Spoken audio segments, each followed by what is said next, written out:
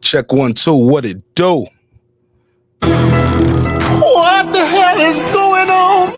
Yeah, man, you're back in the lab with your favorite neighbor, your man Mark Nash.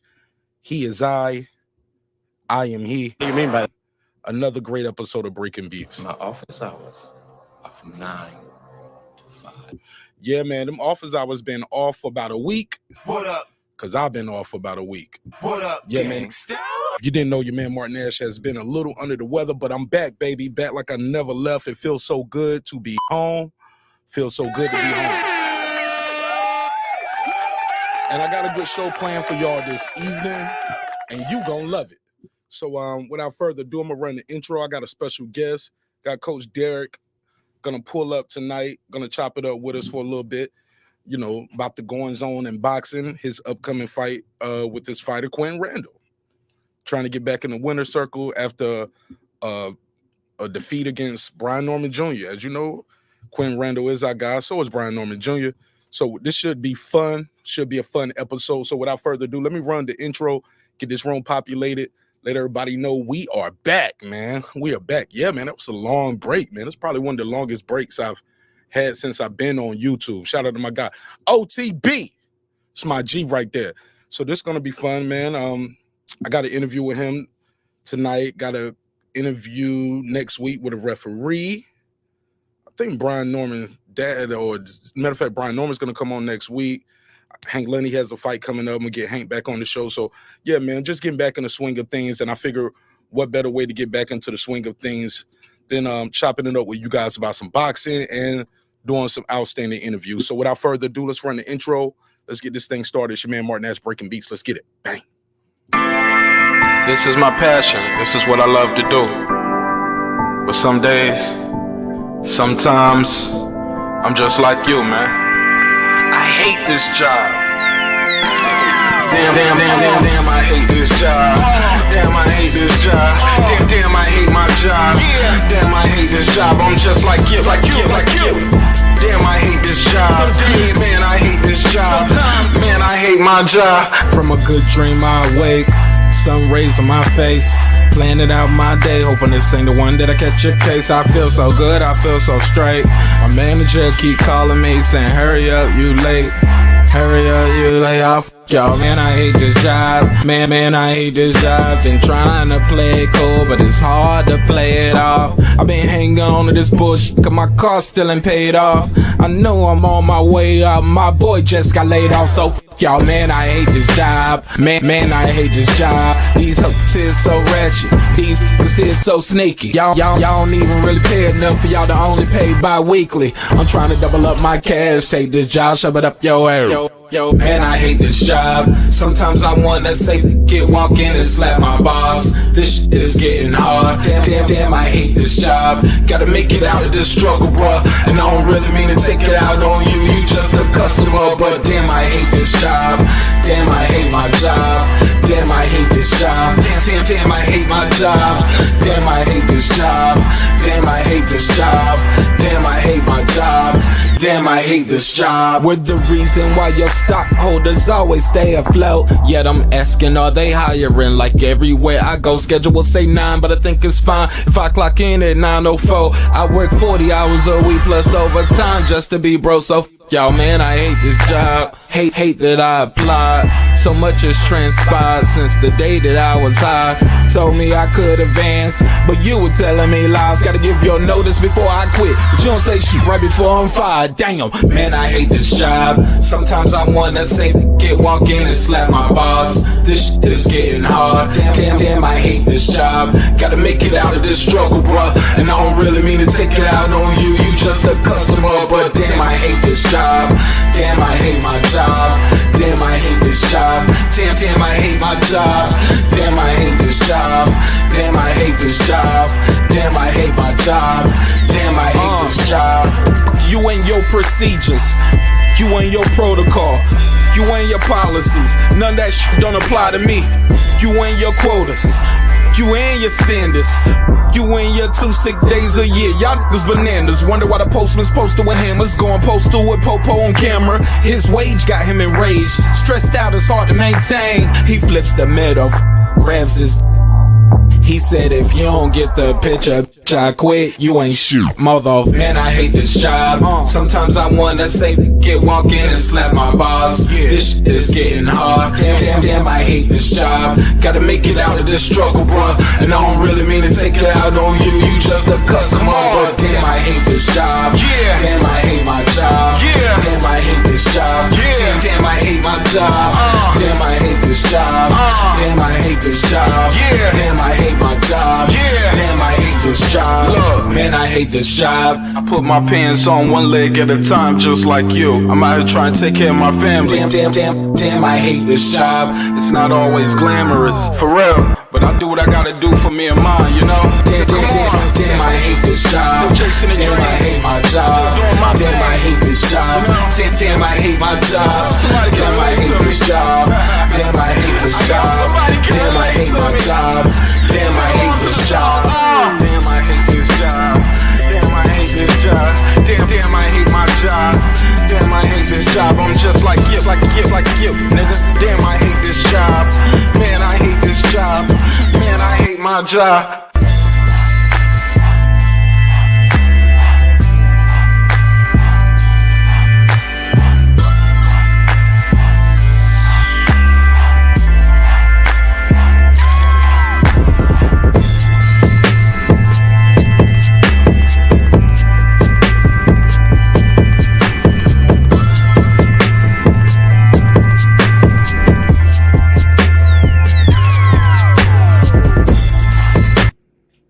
The views and opinions expressed in this program are those of the speakers, commentators, experts, and or the host. They do not explicitly nor necessarily reflect nor represent the channel's policy or the views held by the channel or broadcaster. The broadcaster or its channel cannot be held accountable for all or any views expressed during the program. Basically, if I didn't say it, don't come for me. You come for the person who said it. And please don't sue me for somebody else's words. With that said, let's start the show, motherfucker. This that squad sound.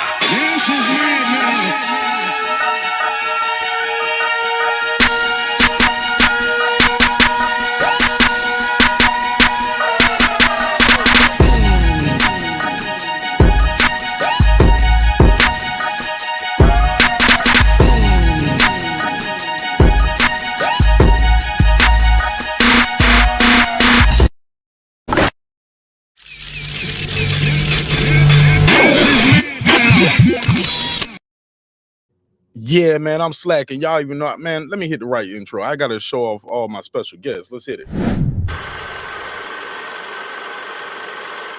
This that squad sound.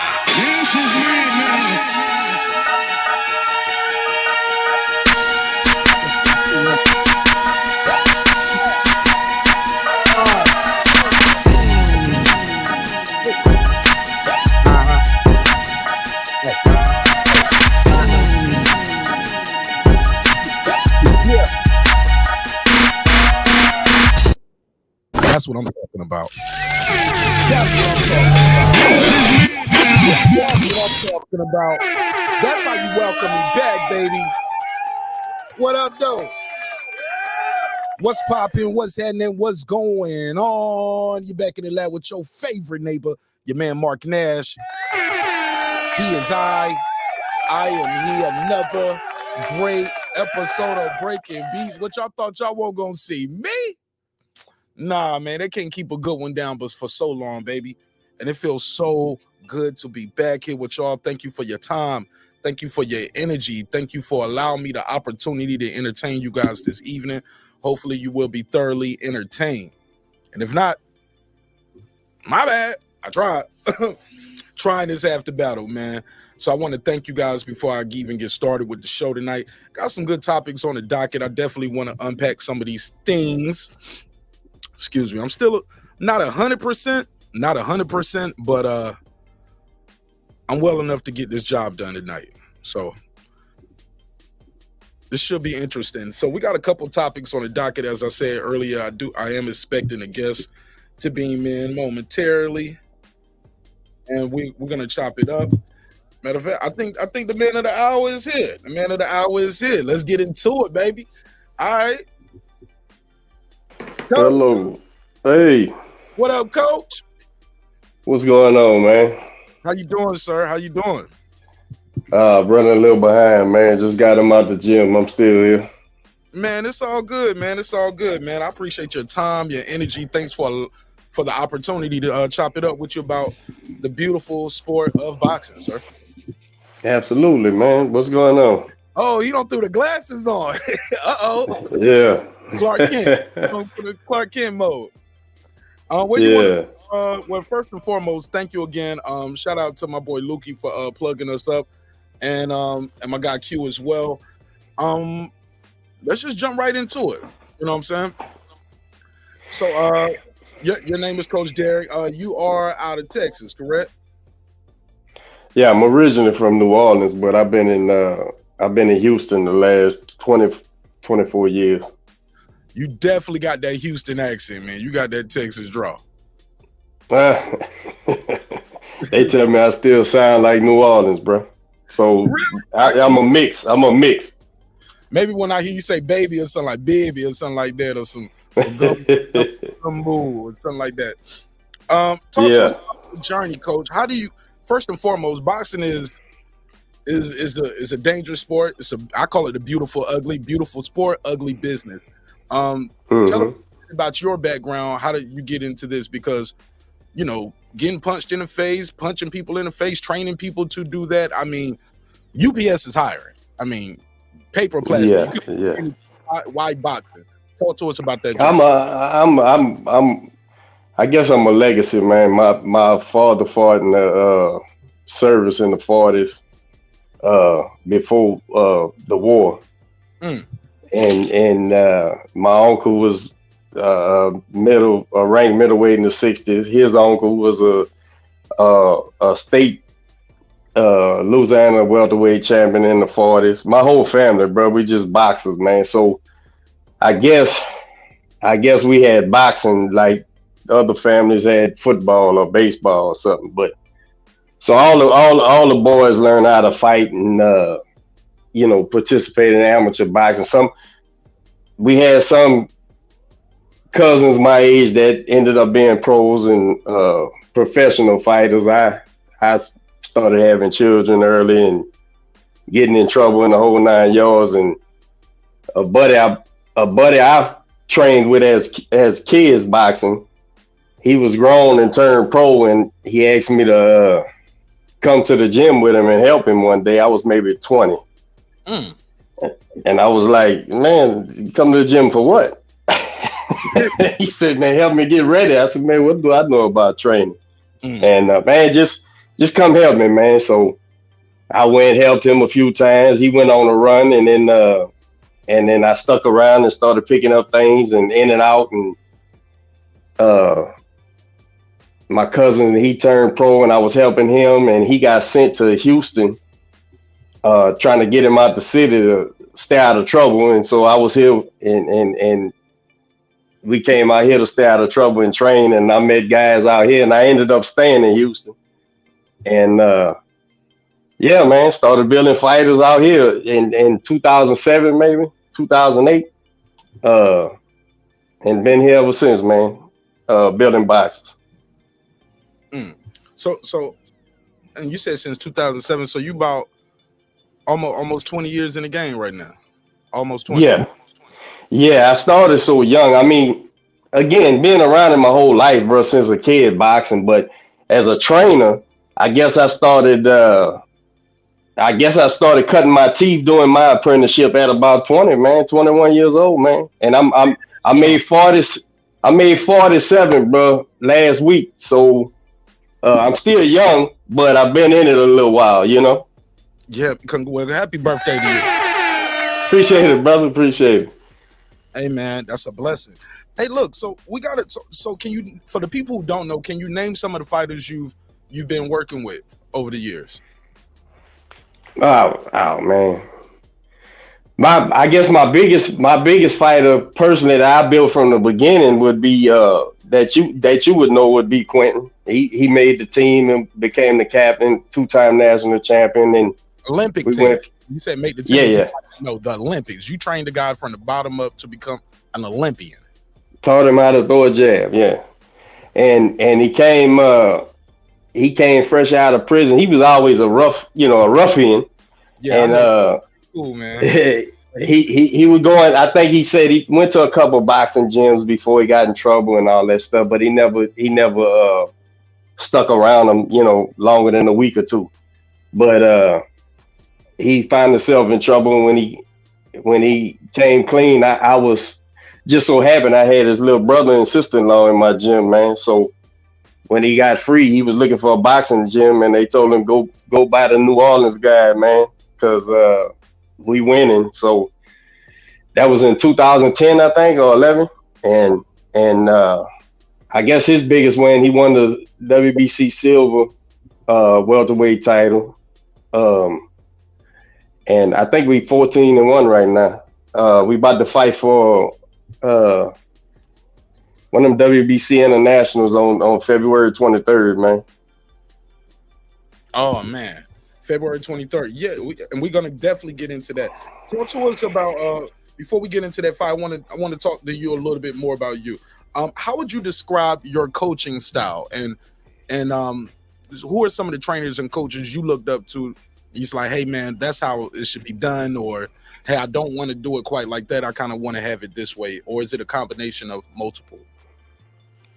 Oh, I guess if I had to do like a coaching Mount Rushmore or something, you saying?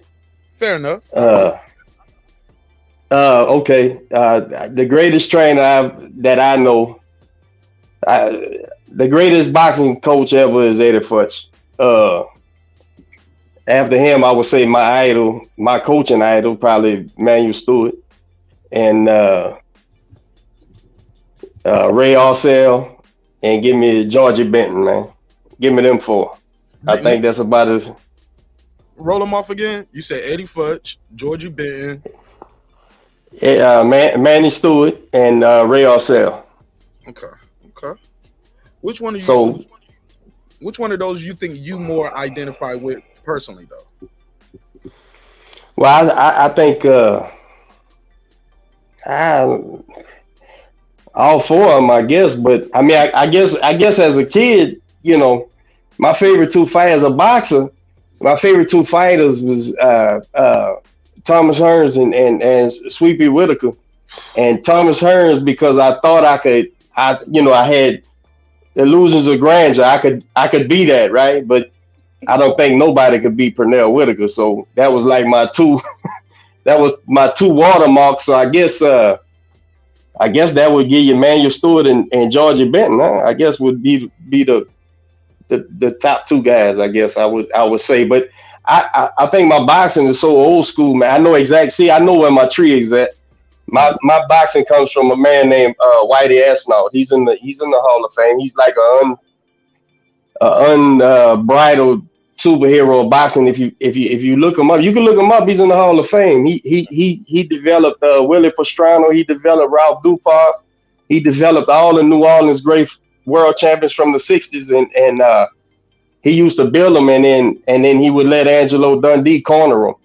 But he would develop in his fighters. So he developed my great uncles, and he developed I know exactly. Quentin knows exactly where his boxing came from. The whole lineage. It goes back. The man who developed my boxing was born in 1898. He died in the '60s, like 61. I never got to meet him. I'm too young. But that's where my lineage comes from, man. So, but as far as if I had to pick the greatest coaches, that would be them for me. Got a question for you. When you're building when a guy walks into his gym, like how you said Quentin walked in, you taught him how to throw a jab. What is the first thing you think you look for when developing a fighter, and what are the first things you want to work on and correct? Is it the jab? Is it the footwork? Is it what? None of that. Because and trust me, you develop this over the time. Because when you're a young coach, you could catch yourself chasing athletes. You see some athletic thing they have, and you'll say, oh man, this yeah. But none of that shit matters, bro. I was taught It takes character, drive, and ability to be a fighter, man, to be a successful fighter. And ability counts the least, because I'm going to teach you that. I'm sorry, say that last part again, Coach. I'm sorry. Somebody was calling me and texting me right then. My ring was off. Oh, I said I was taught that ability counts the least for a fighter.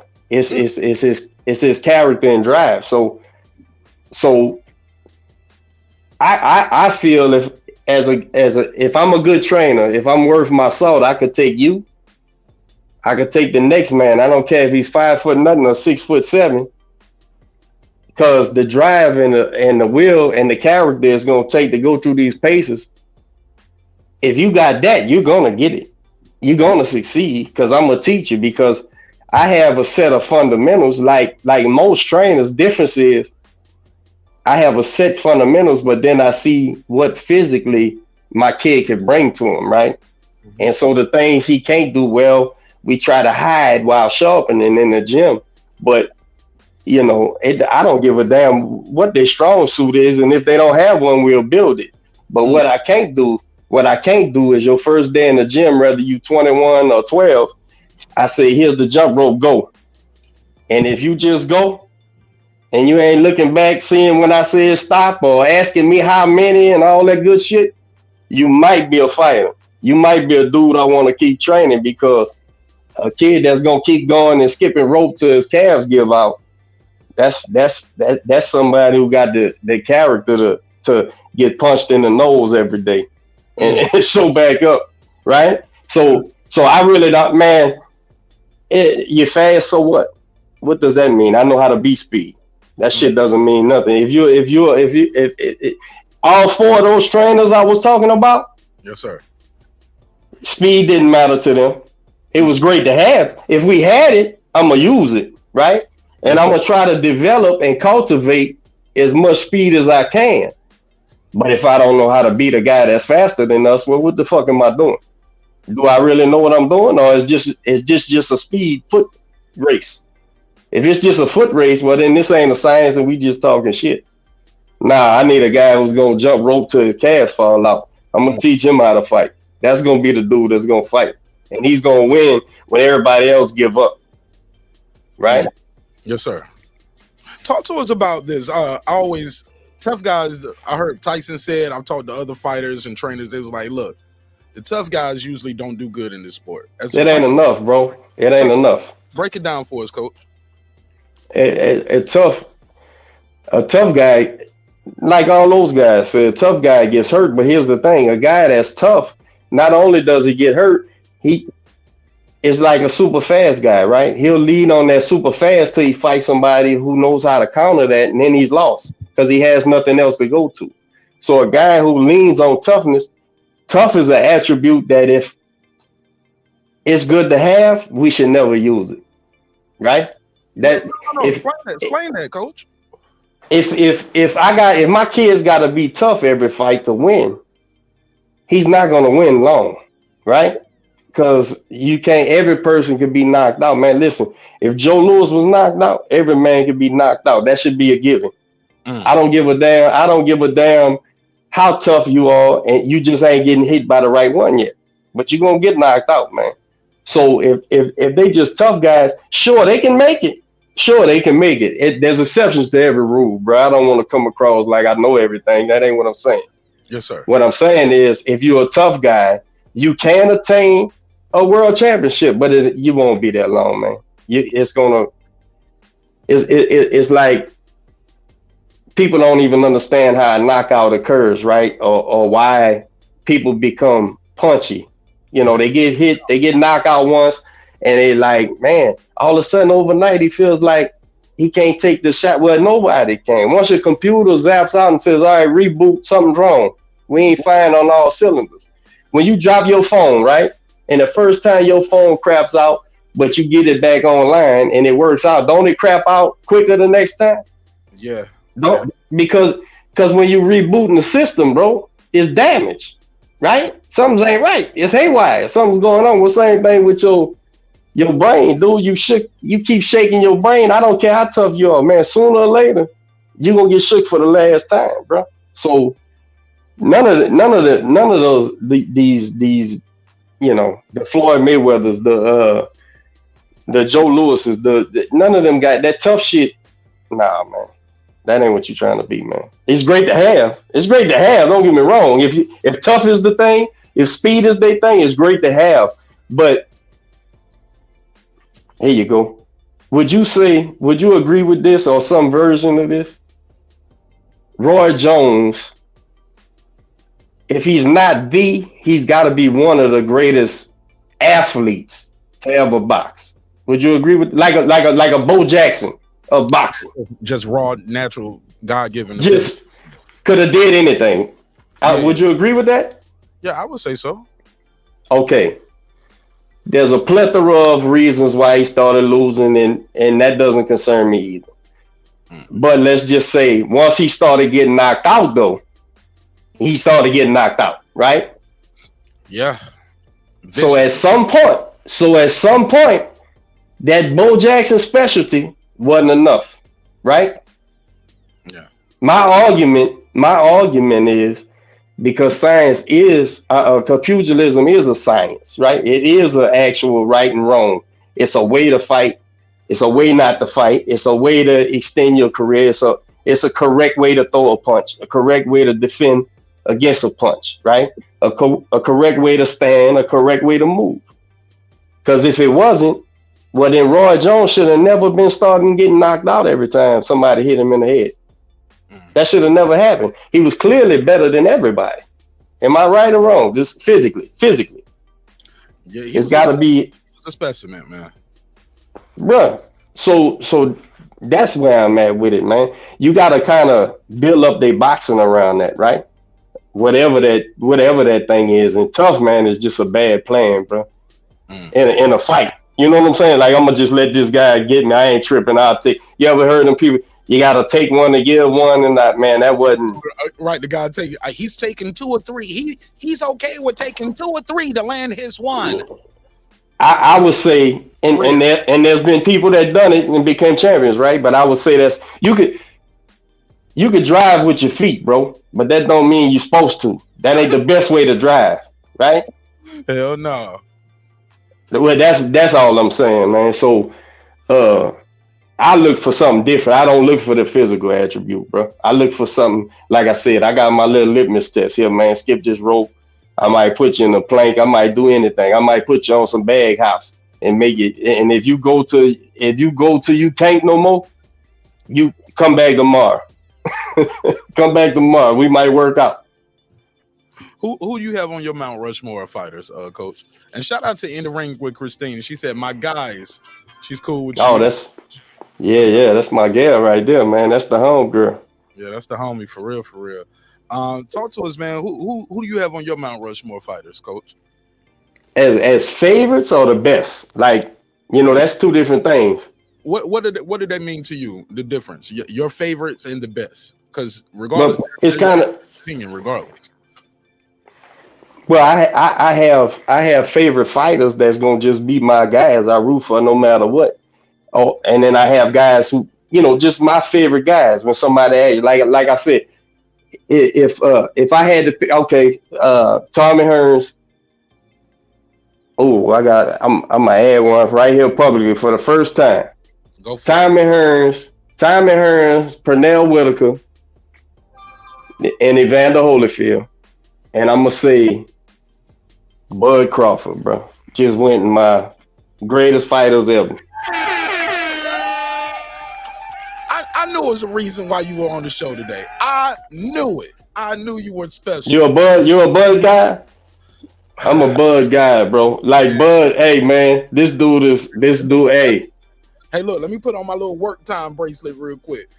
My little Bud Crawford work time. Oh, okay, you're a Bud guy, huh? Man, that dude's special dude, bro. That's a special guy. I really believe he's one of those generational, he could have competed anywhere. You know what I'm saying? He could have competed with all of them, the best of them. And whoever wins gonna win, but he can compete. He can win too as well. So yeah, I really like that dude, man. I really like that dude's ability, man. Christine said, yeah, we got the fam and we got favors. But here's the thing. Do you think what now, you know, some people are gonna you're gonna take a hit from some people from that, like you put him beside Hearns, Purnell, Holyfield, and someone say, hey, he still has so much more to accomplish. What do you say to that? Well, Bud does. Someone say, hey, look, like to put him, but those guys, while he's still active, they think that might be speaking out of turn, because I got him up there high on my list. Like, yeah, I mean, dude, come on, man, these guys, I haven't seen some of the stuff done. I've heard about it. But here's the thing. Here's the thing, man, and I'm kind of people take when I say fan as a derogatory thing, but I don't mean it as bad as it sounds. But to me, it's a big difference between fans and boxing insiders. It doesn't mean you got to be a trainer. It doesn't mean you got to be, because there's media guys that's just fans, bro. They just fans, and they could be popular, way more popular than, I don't have no big following or nothing. I've been in boxing my whole life, right? Mm-hmm. But competence isn't, the whole world would have you thinking the whole world's confused about a bunch of things that nobody's confused about, right? But it just gives you, but if that's pushed and promoted, all of a sudden the world's so small with social media and things that we all of a sudden that becomes a thing that's really not even a thing. Fact. So, the fans get carried away with the it guys, whoever's the it guy at the time, right? Or they don't separate favorites from the real deal, right? So that's why when people ask me my favorite, if you ask me my favorite fighters, that's them. That's my favorite fighters. If you ask me who's the greatest fighter of all time, the top 5, that's a different list. That's a completely different list. And that's why when people ask me to handicap fights, I say, well, look, you're asking me who I'm rooting for or who I think's gonna win, because that's two different things. Yes, and sir.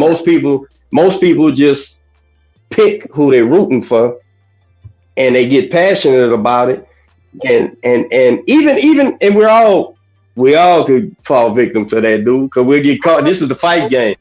Coach, this is the fight game. Them up at the sports book when they betting with their emotions. Yes, man. So sometimes you be like, well, I'm rooting for this kid, but I don't think he got much a chance to win, and doesn't mean I ain't rooting for him. And as a trainer, as a guy in the business, I'm always looking at, the intangibles that, the probability of this happening. It doesn't matter who I'm rooting for. It doesn't matter, because a lot of times I'm rooting for the guy that I don't think could win. a lot of times, man. Oh, I need to hit you up then too. I need to hit you up around betting time too. Seriously, since you did bring up Crawford, I got to ask you about. It was a lot of news going around with Crawford and Spence, as far as some would say Spence was making excuses after the loss.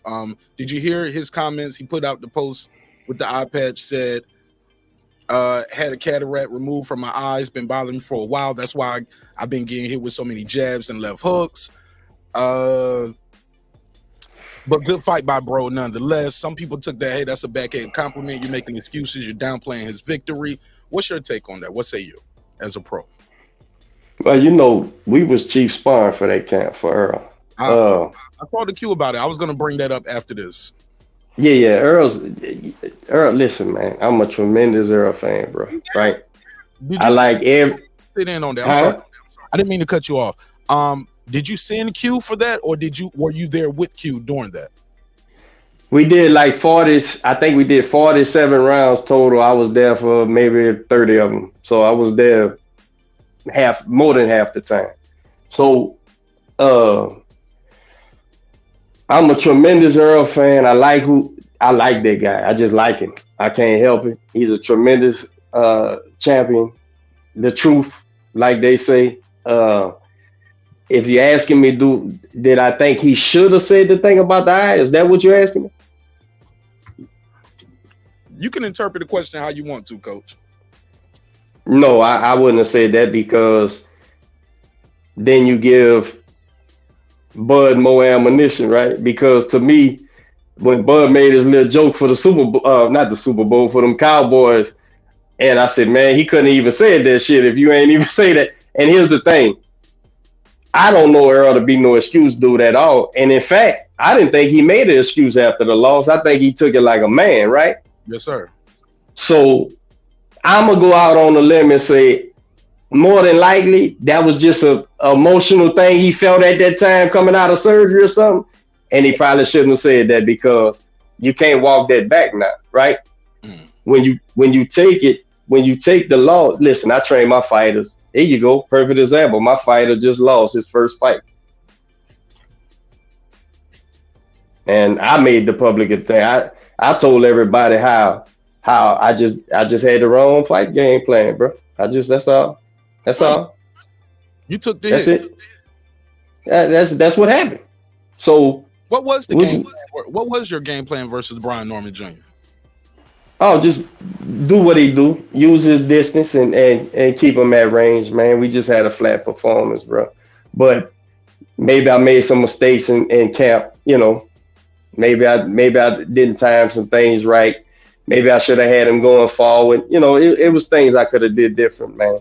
But when I tell you what, you bringing up this kid. Let me tell you something about this kid here, man.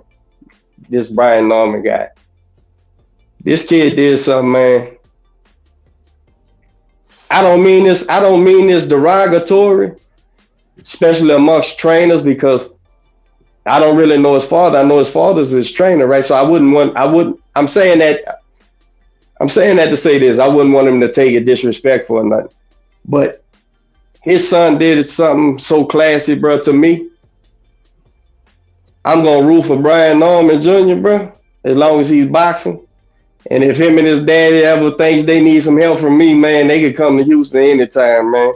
That's a good kid, bro. And he did some classy shit, man. But can you share like what was so classy? Because that. Oh, well, man, have him on your show, man. He'll tell you if he wants to. But can you tell us what he did? That would be for him to tell somebody, man. It might be, but he's just a good guy, man. He's just a good guy, bro. And he talked about that. The lobby when he saw each other after the fight, when they met up. That's part of it. Yeah, that's part of it. Absolutely. Because he came on the show like right after the fight. Talked about it. You can bring that up. He spoke on it. Junior. Well, he man, they had a separated, like they had one, their whole place was they had everybody in 3 different spots, right? And after the fight, we get back, man, and the kid calls my kid through I don't know that they was talking on the phone, but Instagram or something, right? And he said he was in the lobby of our hotel, bro, and could he have a word with him, man? And my kid was like, yeah, man. So of course we had just got to the room, so I was still with him. So I went down there, and he said some things and asked him some things and was receptive to some things, and it just showed me that just a classy guy, man, just a classy kid, bro. And I wish him nothing but the best. Again, like I'm saying, I would help him, bro, in any way possible, man. Because it really, I never watched it. I was there. I never watched the fight back, and I heard a few things. Like people was telling me that their corner was, even though they was winning, so I don't know why, but they were saying, man, they seemed a little confused or something. I didn't see none of that, so I don't know none of that. But if that's true, man, I would love to work with a kid like that, man. He fought hard. He fought his heart out. And class act, man. I wish him nothing but the best, man. Yeah, I'm sure they're watching too. I'm sure they're watching it. They're big fans of the show, and they're friends of the show as well. You do, and I appreciate you saying that too. Live on there, on the record. Shout out to We'll fight him. Hey, we'll fight him again though. But go ahead. We will fight him again. But go ahead, man. Coach, I don't think nobody want to see that again, man. That was It was neither one of these guys, but it was both of these guys. Worst performance. Horrible. Do you think they put too much pressure on themselves leading up to the fight? Because they started off here on this channel, right where you were at, right there, barking back and forth, but it kind of fell flat. I think what helped them too was their performance, as flat as it was still more action than the main event with Shakur and De Los Santos, you know? Man, they told me that I didn't get to see Shakur's fight, man, because I was so disgusted with how we performed. I tuned out, man. We split. We was walking out the thing, and Teo came back there and was hollering at me, like, man, Quentin, bro, you should have been listening. I said, man, he was listening, man. Oh man, I said, man, let's get the hell out of here, bro. We were just depressed, man, and went back to the room, man. But I didn't get to watch Shakur, and people were saying, man, Shakur was flat too. I said, what? And so I didn't get to see it, man. Was it bad? What was it? What happened? It was like y'all fight without any. You know how every now and then Brian was blitzing Q, right? They would be and Q has a way. They talked about this before the fight. It's something that we all know about Quentin Randall. Quentin Randall can slow the fight down to a pace. And I want to ask you about that too, right after you answer this question. How do you even train that? Because Mayweather was able to do that, and it's like I want you to. He smirked when I said that. Am I asking for the 7 herbs and spices? No. Listen, man. Listen, and my kids would hate any question I answer, but I've always answered questions because here's the thing: I could tell you anything, bro. It's not teaching you. So if I tell you something. If I explain something to you, you're still just hearing that and going off on your own trying to do it. It's still, it's not me teaching you anything. And if it doesn't have to be taught, well then I'm obsolete, right? Just there's a million YouTube trainers that tell you how to throw combinations and shit. You could just do that and be a world champ, right? So I don't got no problems with explaining things because it's not really teaching you. It's just saying something. But listen, man, to slow down the pace of the fight, you gotta be done. If you don't know how to break down a round in quarters and end up where you're supposed to be at a certain time and drag them a certain place and increase the pace of the fight, which is just throwing off time. In other words, it doesn't. If you busy, all I gotta do is punch in between that, and you gonna try to throw faster. And what's gonna happen? At some point, what happens to you? You're gonna get clipped, or you're gonna get. And tired. I ain't did shit. I ain't did shit but off time your punches. That's all I did was punch in between. I don't even care if I hit you in your glove, your shoulder, or your chest. Now you gonna try to go faster because you think that's the answer. You're gonna get tired too. And now we coming back down where I'm comfortable and I'm right here where I want to fight, and you gassed out. I'm not gonna never let you drown me and bring me up there. It's pacing, man. Everything is pacing and boxing because he who controls the pace wins the fight, right? Doesn't matter if it's slow or fast, right? It matters who's controlling it. That's the difference, man. It's when you punch rather than when you punch is more important than how you punch. Once you understand where you're safe and when you're not. You understand what I'm trying to say? Are you talking about timing or are you talking about more spacing and distance when you say that? It's all congruent. That's the thing. People try to separate it. Here's what's happening. When they learn those different elements, they try to separate them. Instead of learning all the elements and seeing how they work together, they try to separate them. And the problem is most people don't even know it's different elements. They think it's all one thing. And that's when you get people who say speed. Speed is what you need. I know you heard that a million times. Speed is what you need. Speed. If speed was winning, then the fastest guy wins every fight. But timing beats speed. 7 days a week. Okay. Ever since boxing's been perfected, that's been the answer. Like I'm not faster than a fly, but I can get the timing down and I clap his ass. You get what I'm saying? Right. All right. Cool. Okay. All right. So you got shout out to everybody who's here too. Shout out to my good brother, Coach Malachi Williams, Lisa Bell, she never fails. My good brother KP from KC5 in the ring with Christina, still rocking with us. Lisa Bell, she never fails. Foodie with the beauty, badass blonde in the building. Shout out to the good brother Next Generation Combat Sports TV. Appreciate y'all. If y'all got any questions for the coach too, put your question in the chat. I'm not going to take too much more of his time because he's been very generous. I don't know how much time I had with you right now. I see you still at the gym. He said, "Man, I got a sleeping bag right here. You got a I got a kid. I got a kid in the feature tomorrow, man. New Orleans kid came in. Oh yeah. Before you go ahead.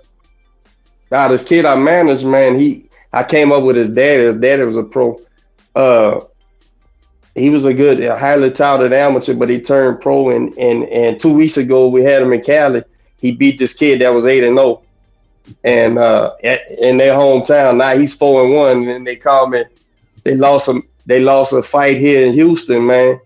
And my kid was off suspension yesterday. I said, yeah, he'll take the fight. So he drove in this evening, just weighed in, man. We fighting tomorrow night at the GSA Center in Houston, man. He gonna upset this apple cart too, man. He's a fighting back. His dad, he's a fighting legacy. His dad was a fighter. His grandpa, his uncles was all fighters. Boudreaux's, they out of New Orleans too. What's the name? Wayne Boudreaux Jr. Wayne Boudreaux Jr. How you spell that? He's fight Boudreaux.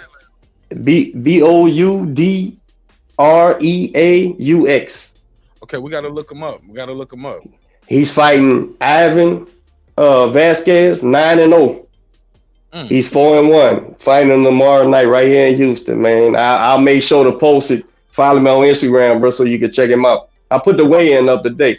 I follow you on Twitter now, but I follow you on IG. And if you guys grab that W, man, see if we can get him on here next week or so. Oh yeah, I get him on there whenever you ready, man. This kid can fight, man. Absolutely, love to tell a story. I gotta ask you this too. After a tough loss with a guy you brought up from, like you said, from 0-0, you guys go to he becomes an Olympian, man. Becomes the team leader. You know what I'm saying? Team captain. You go in there, you guys have your first defeat. And tell us about that conversation. How do you console your fighter? How do you instantly go in there and say, "Hey, it was my fault"? Because when everything goes great, the fighter gets the glory. When it goes bad, coach first one to go 9 times out of 10. You need to train your coach. You need to fire your coach, fire your trainer, fire your coach. Talk to us about that experience and how do you repair the trust so the fighter knows, hey, look, yeah, I might have made that mistake before, but this is not indicative of who I am or what we are as a team. Like, talk to us about that whole process. Never fighter ever built, bro, is developed or predicated on bullshit. Here's what I mean.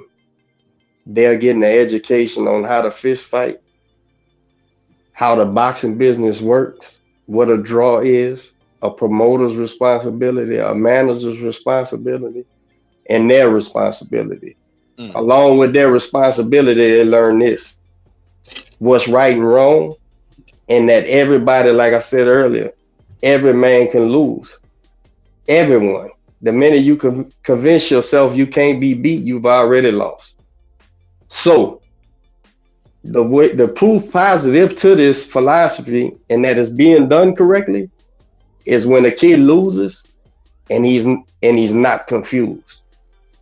See, if I develop a fighter, and the opponent matters, there's a problem. Because the opponent is just necessary. He's somebody that's got to pose a problem that we got to solve. If we don't solve the problem, then we didn't do something. Something we didn't do was correct. Because it can't possibly be the opponent. That means we ain't worth for shit and somebody could beat us. And it can't be fixed. But my kids know this is a science, bro. It's not a foot race. They're going to know this is what I did. I wasn't busy enough. I wasn't active enough. I got hit entirely too much. I didn't control the pace. I didn't bring it down or fight it, set it low where I wanted to fight. See, all this shit's going on in my fighter's mind to worry about how big and ugly the guy is over there, or that he was practicing looking tough and shit. None of that matters, man, because my kids are going, this is a problem I gotta solve, and this is how I was trained to solve it. Now we get there and it doesn't happen. It's because I just gotta dissect and say, okay, what worked? This is what worked. So that's the only thing that worked. Then this other shit is what I did wrong. It's not. Here's what I'm saying. My kid lost to Brian Norman. Perfect example. If Quentin went home and said, man, Brian Norman's just better than me, we already fucking lost. What's the point? Let's get a job, man. Let's go to Walmart, UPS, whatever.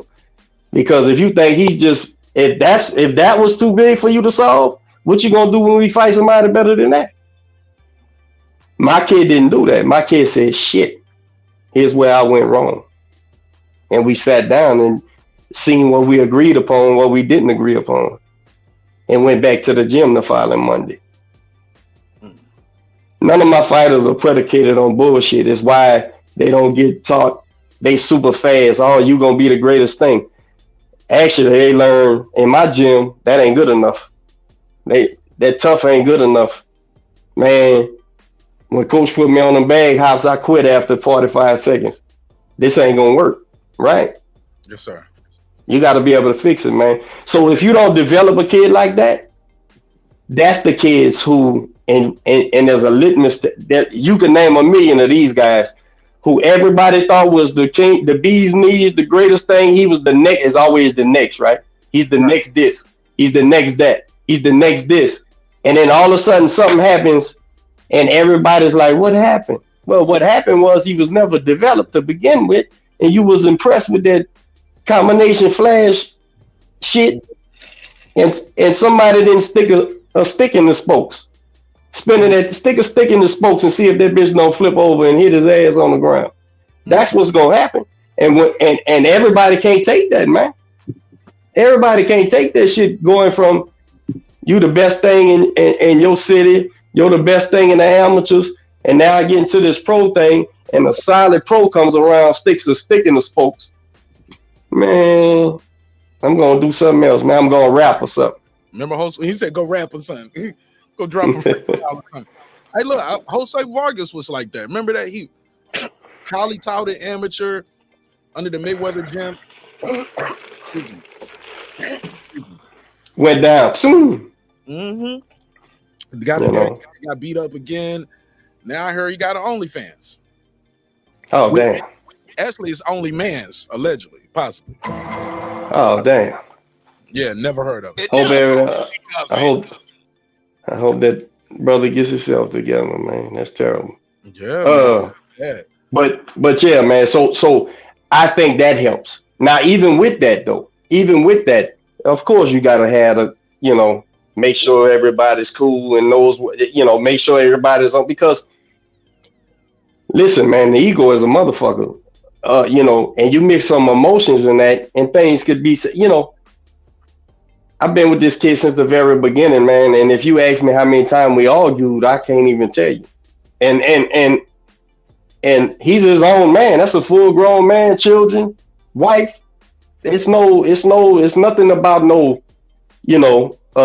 domineering or nothing like that. We just, I don't know. We just ain't never had no ill arguments and shit, bro. So I think no deep conversation. It was no. Right. Well, I think neither one of us was confused about what happened.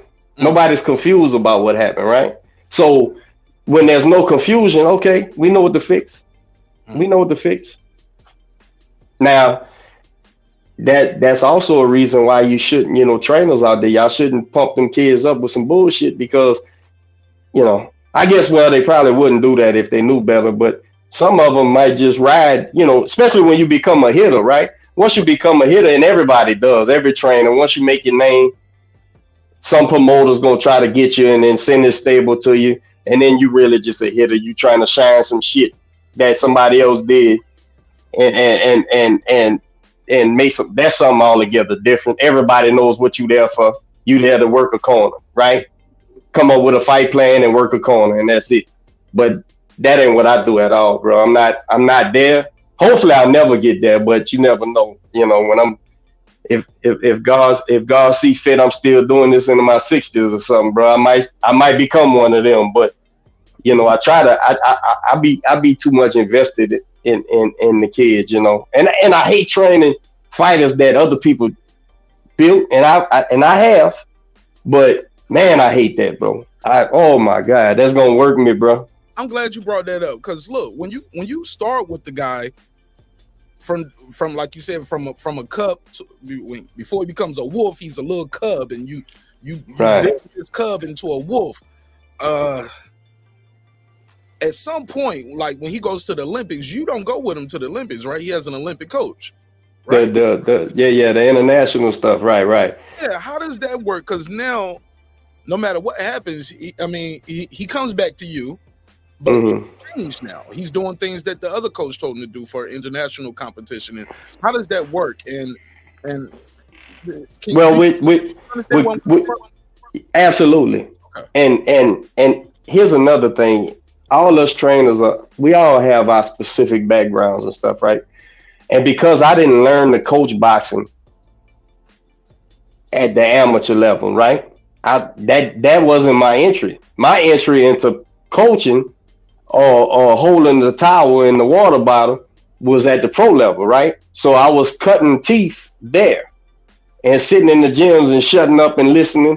And so I actually had to, even though I never was a pro fighter, my coaching was pro style, I guess is how I would say it, right? So I had to learn the amateur style, which is not how we was brought up in my family. Our boxing wasn't an amateur style boxing, right? So we had to kind of like find his way to win at the amateurs, right? And it worked. But what I noticed was once he made the team and was there, because he was living out there and you know, fighting in Kazakhstan and Costa Rica, all these different places. But what he would always do is after a camp, he would get back home and try to sharpen up, because they was absolutely asking him to do things that didn't work well for him. While at the same time, simultaneously learning things about fitness, about conditioning, about diet, you know, the diet and dietitians, and learning all this stuff that because I'm from the old school, right, that I was learning too, right? I'm learning from stuff that he's bringing back, going, man, look, they do this, and I'm feeling like this, you know. And one thing about me, as old school as I am, if something works, I want it, right? I want it. I don't care. I'm not so egotistical that because I take this job very seriously, I don't want none of these guys to get hurt on my watch, right? Mm-hmm. So I'd be a damn fool if you say, hey, coach, look at this new whatever, and I'm getting this kind of results. Well, let me look at it. Let me see if it fits. Let me see if I can utilize that. I'm experienced enough to know I don't know everything. So I learned some things like that too, just like he learned some things about himself by still winning at such an elite level as the amateurs while not being an amateur fighter in no way, shape, or form, right? And what he learned was I can control the pace and adapt. And going around fighting Cubans, all these elite fighters, made him know, okay, yeah. When it's time for us to go, we'll be all right. So again, if all these things ain't plugged in from the beginning, bro, and you go lose on a big stage, yeah, it might cripple y'all, man. Y'all might split up. The dude might think. I think my kid knows if it's something I think he needs that I can't give him, I'm gonna try to go get it. Good, great answer right there, Coach. I can't even hold you. I love how you broke that down, because I always wondered about that. Like, man, like because in their mind, well, I can't say what's in their mind. I can assume, right? They might, the coach that got you here gave you bad habits. You know, yeah. They're freaking those bad habits. Like, you think you can just eat whatever or do whatever and blah, blah, blah.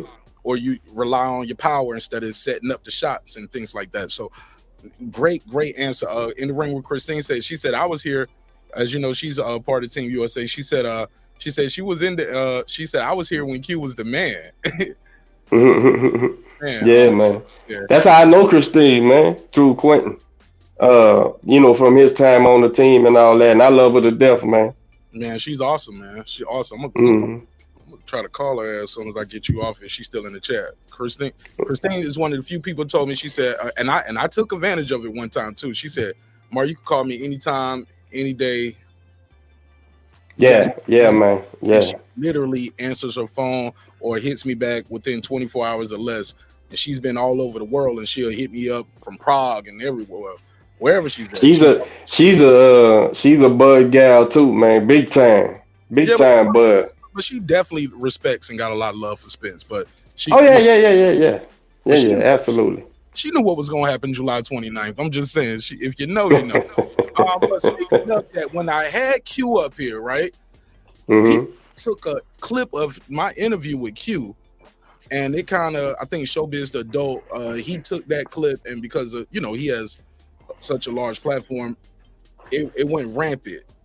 Q, because I had Q on before the fight, then I brought him back on after the fight, and the rumor was Q hurt Spence rib, and when Spence said, "Hey, I had to get a cortisone shot in my side," he was like, so he did have a bad rib, and Quentin Randall broke his rib, and he fought with a broken rib, and he didn't spar for 4 weeks prior to the fight, and Spence said, I didn't spar, weeks before the fight. Talk to us about that. Did you see anything with the body work Q was working on with Spence? And is there any truth to that from your vantage point? I didn't see it, bro. I didn't see it, man.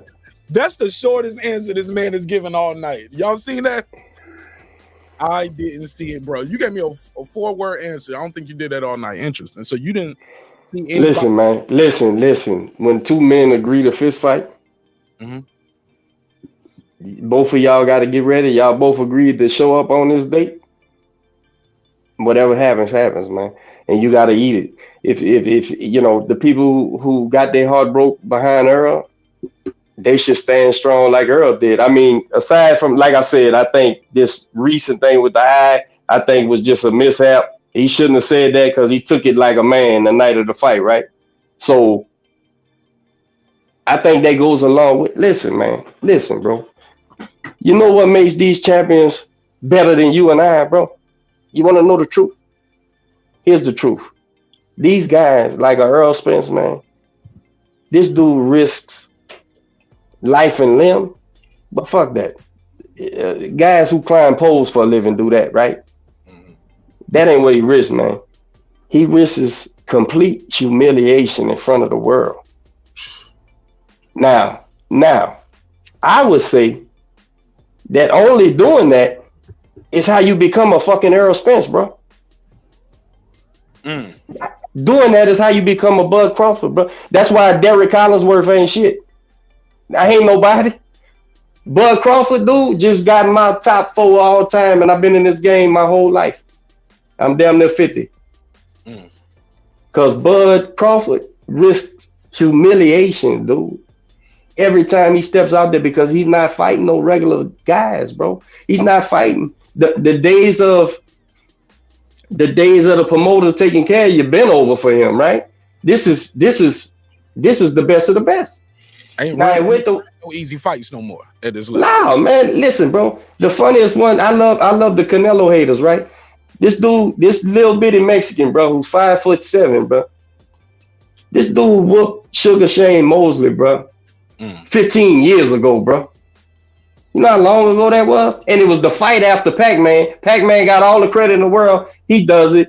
It's nothing. Listen, this kid has been risking humiliation. I was ringside when he whooped and shot out Callum Smith. He just took a rough one against Betterbeat.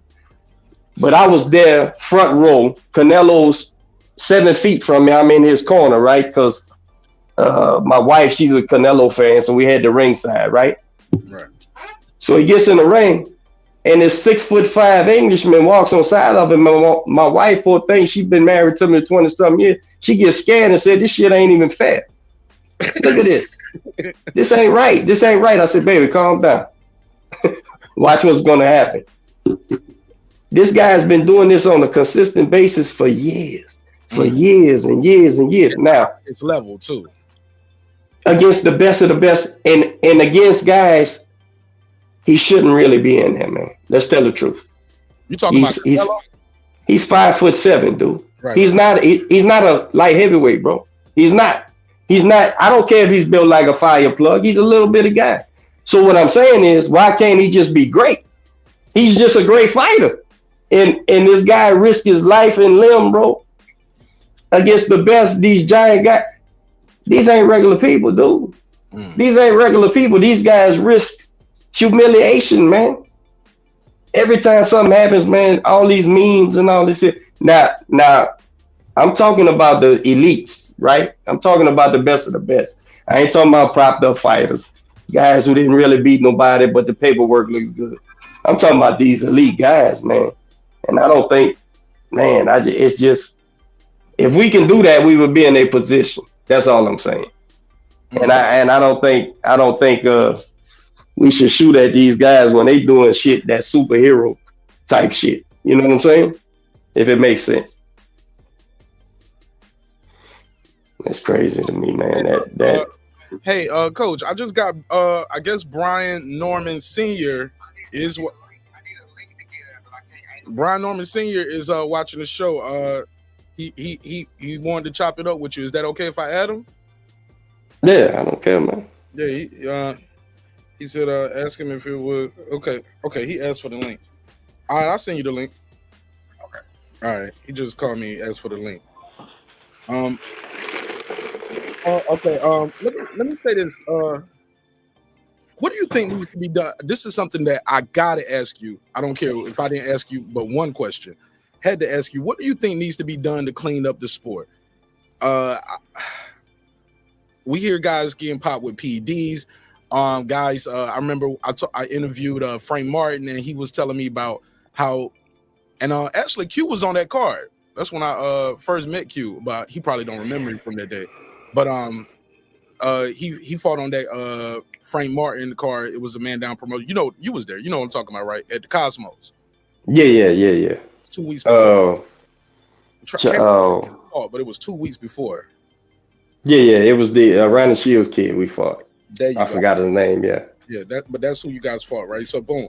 But and I remember talking to Frank that at the weigh-in, and we were talking about cleaning up the sport. I asked Derek James about it.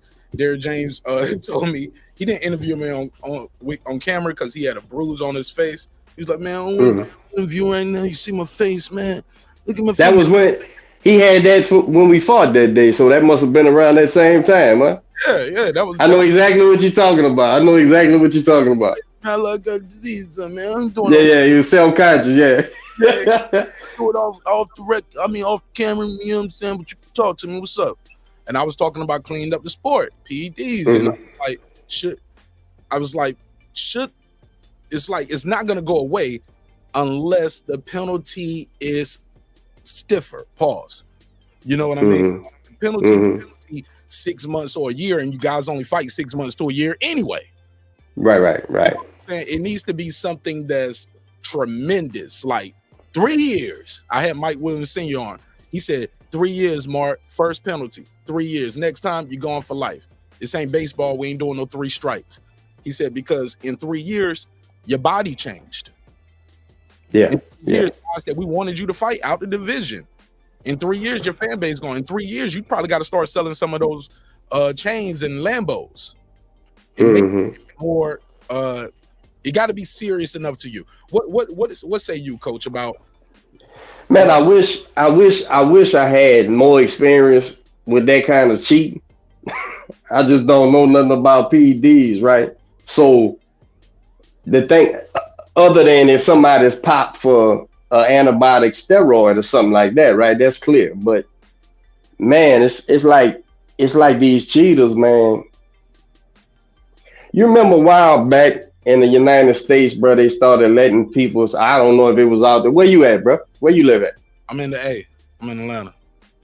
I don't know if it was like this in Atlanta, but I know in the early on the mid 2000s in New Orleans and Houston and stuff, they started letting them. I ain't from here. I moved here after the army. I you know what I'm saying? So okay, well they started letting them sell like fake marijuana and stuff in the store, like it's regular, like it's anything, right? Fake ass weed, respectfully, yeah. And so legislation would start, and they would make it illegal, and then all they would do was the chemists would change the element and change the chemistry, and now you can't catch it on tests and stuff like that, right, or whatever. And now it's legal again until they make that thing illegal. So to me, with these cheats, man, like they doing things that ain't just antibiotic steroids. They doing so many things to cut corners that until people get caught on it, they don't even know the test for it. And then you stuck going, like, I didn't kind of understand, like, and this ain't no shot at Alicia or nothing, but I didn't understand, like, when so did she not cheat or did she cheat? Because it sounded like they were saying they just agreed she cheated, but she didn't put it in on purpose or something. I didn't understand. I was like, what's the rules, man? Why is the rules so hard to understand when shouldn't there be no extra substance in you? That makes you natural, right? Shouldn't be nothing. Man, look, I'm too uninformed about that chemistry, bro. But should it be stiffer penalties? Absolutely. In fact, I feel like if you're on a steroid, dude, that's an assault, because we didn't agree to that. I didn't agree to that. I didn't agree that you could be, instead of hitting the ball, now you hitting it over the fence. Well, now you hitting my head, man. I didn't agree to that shit. So I think if you get caught with that, yeah, man, that's an assault charge. If I hit somebody in the street and they fall on the ground and hit their head and their eye falls out or something, I'm going to the penitentiary, bro. That's just what it is. That's an assault charge. So why isn't that? I don't know, man. Yeah, that blew my mind. It said not intentional. She did so, but her fans and her are running with not guilty. I'm like, no, not guilty. Yeah, I really don't understand, man. I don't get it. Yeah. Okay. Well, we got my guy Bryant Norman Sr. Welcome home to your home away from home. How you doing, sir? Welcome to the show. Man, I appreciate it. Hey, what's up, Coach? What's up, dude? Hey, man, I appreciate you, man. I appreciate all your kind words. I heard you're a very wise coach, man. I listened to as much as I could. I don't know if I heard it all, but I heard most of it all. You sound like you know your shit. Sound like you really. No, real talk. I give props when they do. So I mean, a lot of stuff you said, the time and the speed. I mean, I heard all that. Like, oh, this dude know what the hell he talking about. That's what's up. Well, listen, I was trying to get one that this is from a coach to coach standpoint, because I always wondered this, even when it's sparring or when my son fights somebody, whatever the case may be. When he fights somebody, and I'm not saying it was like a dominant type performance, on that level, but when he fights somebody, and I say, hold on one second, let me just cut dry. What do you think can be done for Quentin to beat my son? Because initially when it started, that was why I was so gung-ho on it. And I looked at it, I watched Quentin a million times. I fell asleep watching Quentin. I watched Quentin. I probably watched Quentin more than Quentin doesn't watch Quentin. I'm so serious. I done watched that man so many times. I can tell you every move he made, everything he did. That's why some of the hoopla and the melee that you heard about in the corner, people didn't know what the hell they was talking about. They didn't know what the hell they was listening to. I had already told my son everything that Quentin did. We had already practiced with everything that he could possibly do, because we seen him do it. You can't change, leopard don't change your stripes. And to be honest with you, in my humble opinion, I could not see. I personally just could not see him beat my son at nothing. Of course, I'm supposed to feel that way, but I'm also a realist. If I know it's going to be a tough this, if I know it's going to be a tough that. So my question to you, as the good coach you are, and I hear you talking, and you said you would take that fight again. My question is, what would you tell him to do different? No, he got to be active. He got to be way more active and let his hands go. Absolutely. And counteract Brian's aggressiveness. He was when he was covering space. He was covering space not giving Quentin time to punch, regardless if he could or not. He was ready for not to give him space to punch, so he would have to be active and probably shoot a little earlier. That would have to be the difference. He couldn't fight at that pace at all. I got you, but when you agree, it would be some other telltale things that's gonna change if he was active, because I mean he opens up more. You gotta get maybe you're probably right. I mean, it is what I mean. That's on both of their ends. I mean, if you change what one person is doing, you add different dynamics to the situation. Right. You add a speed dynamic. You add a power dynamic. You asked me what he should do different. So of course, if I tell you something, you need to do something different too. Listen, y'all won the fight. Yeah. I would just have to do something different. You're right. What I like to do, and then like I said, it's from a coach's standpoint, because I like to know, again, I hear you're a student. I'm listening to you, so I know you're a student of the sport. I like to know where a person's mind at. Like you said, I'm not afraid to learn. I'm not too good to learn. You feel what I'm saying? So I always wonder, like I said, it's mostly in sparring.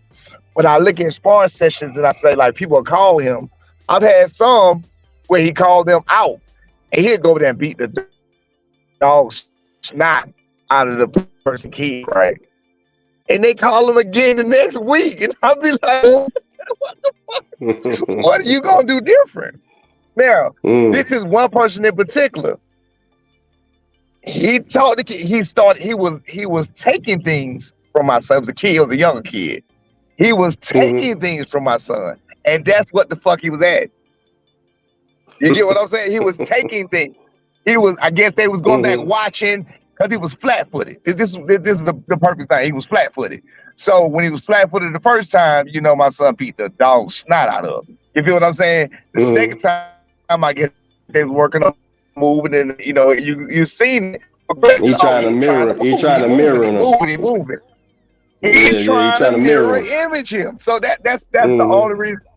Yeah, so just from a coaching standpoint, I really just wanted to hop on real quick and just ask, was there something that you've seen, from a coaching standpoint that Because again, when I watch it, this is no disrespect at all. Listen, bro. It's what I was explaining to my man. It was what we didn't do.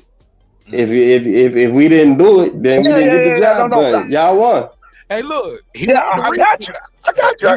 Rematch, B. No. This is the thing. No, hey, you know damn well ain't nobody go. You know that shit ain't gonna happen.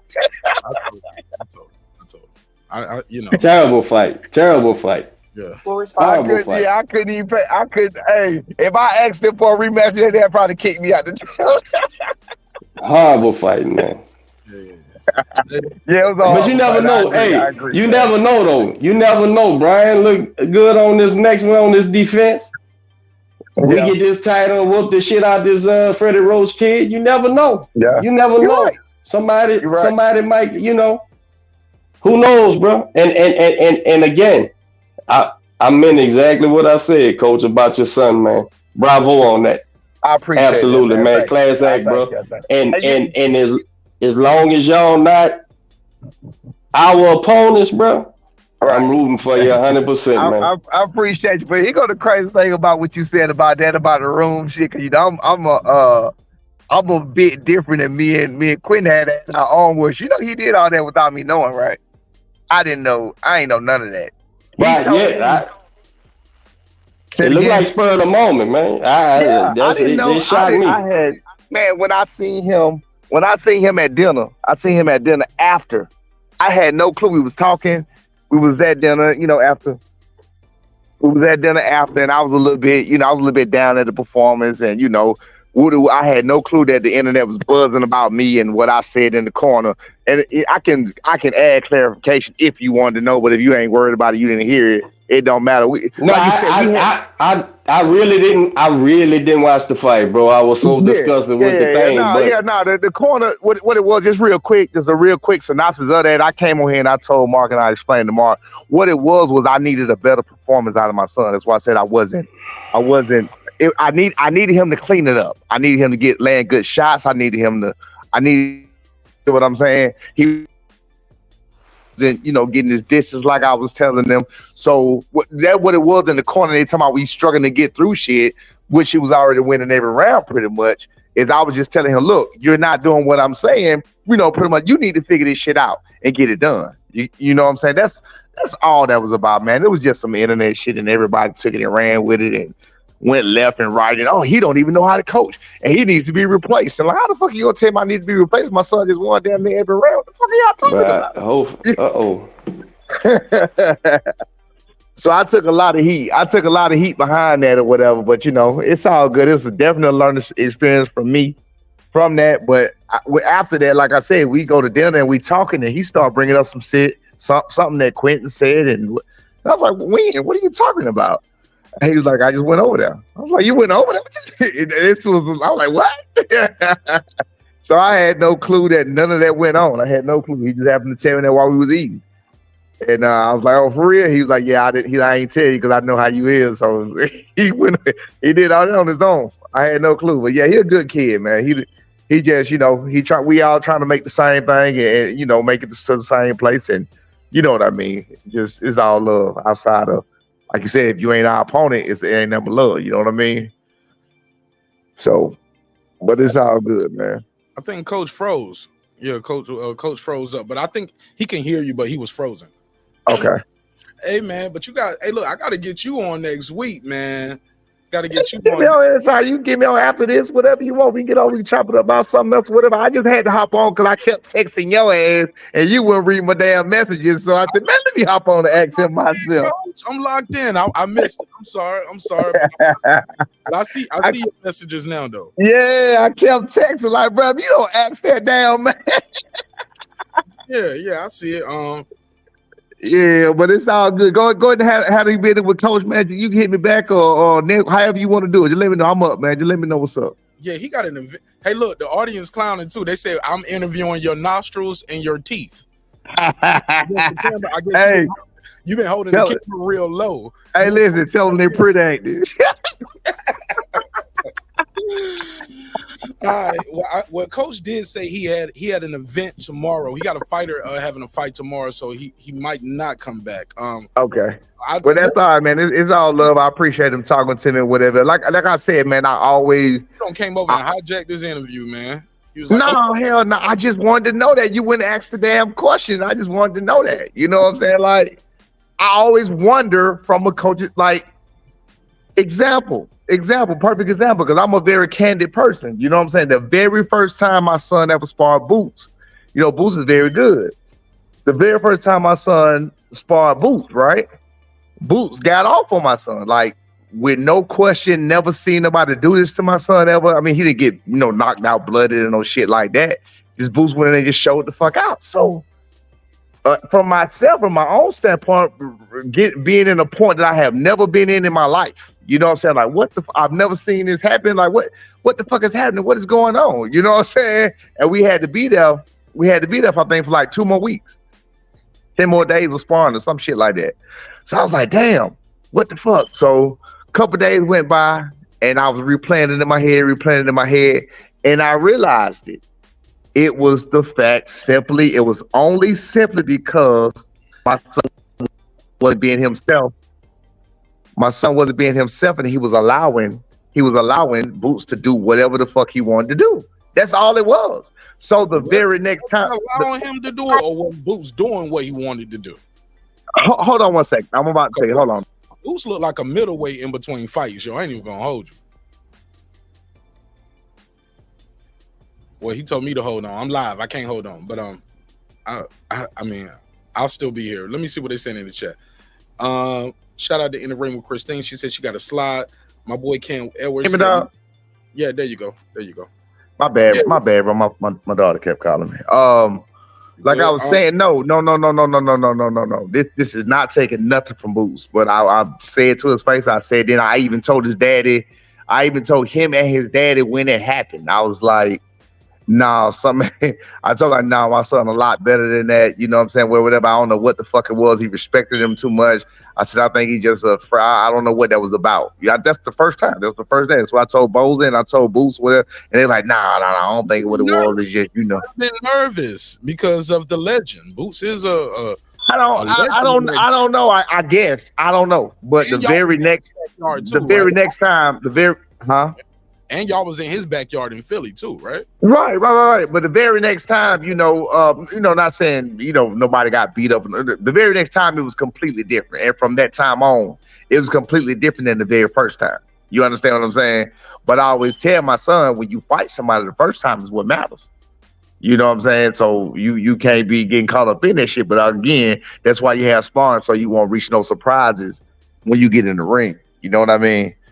But yeah, he did extremely better the other times as opposed to that very first time where he just fucking gave Boots a canvas, and that nigga went, the shit he do. That nigga went out there painting fucking flowers, motherfucking roses on top of mountains, shit that didn't even go together. Like, what the fuck is this? You know what I'm saying?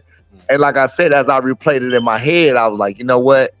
It wasn't more so about Boost. It was, like you said, it was about what my son was allowing him to do, because he wasn't deflecting that shit. He wasn't giving nothing of respect. None of that. You know what I'm saying?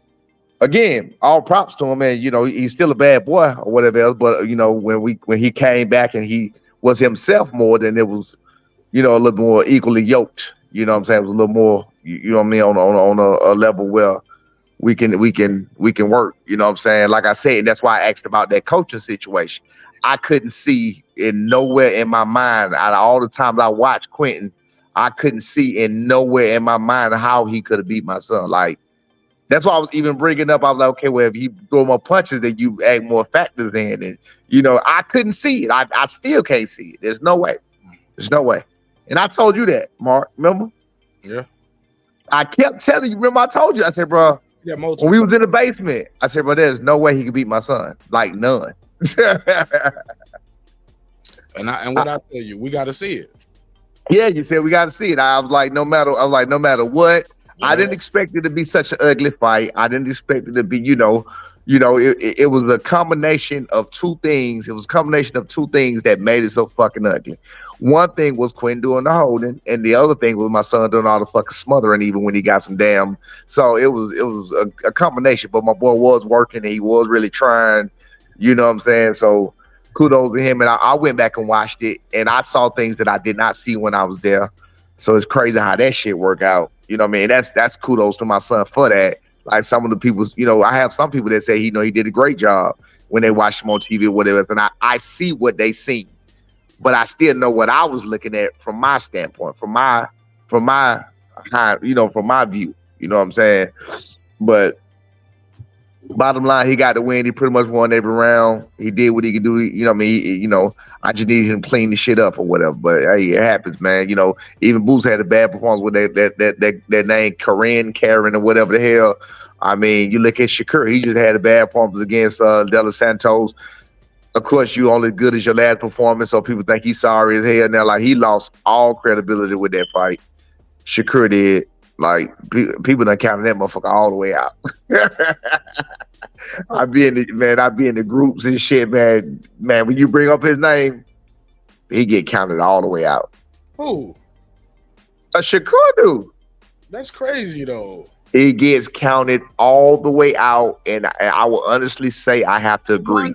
He barely got touched, though. I'm about to tell you, no, that's bullshit, Mark. That's bullshit. The way he won, Mark, the way he did that, the way that was not Mayweather hit, not get hit. That was not the way he did. He literally damn near went into a full-on sprint, bro.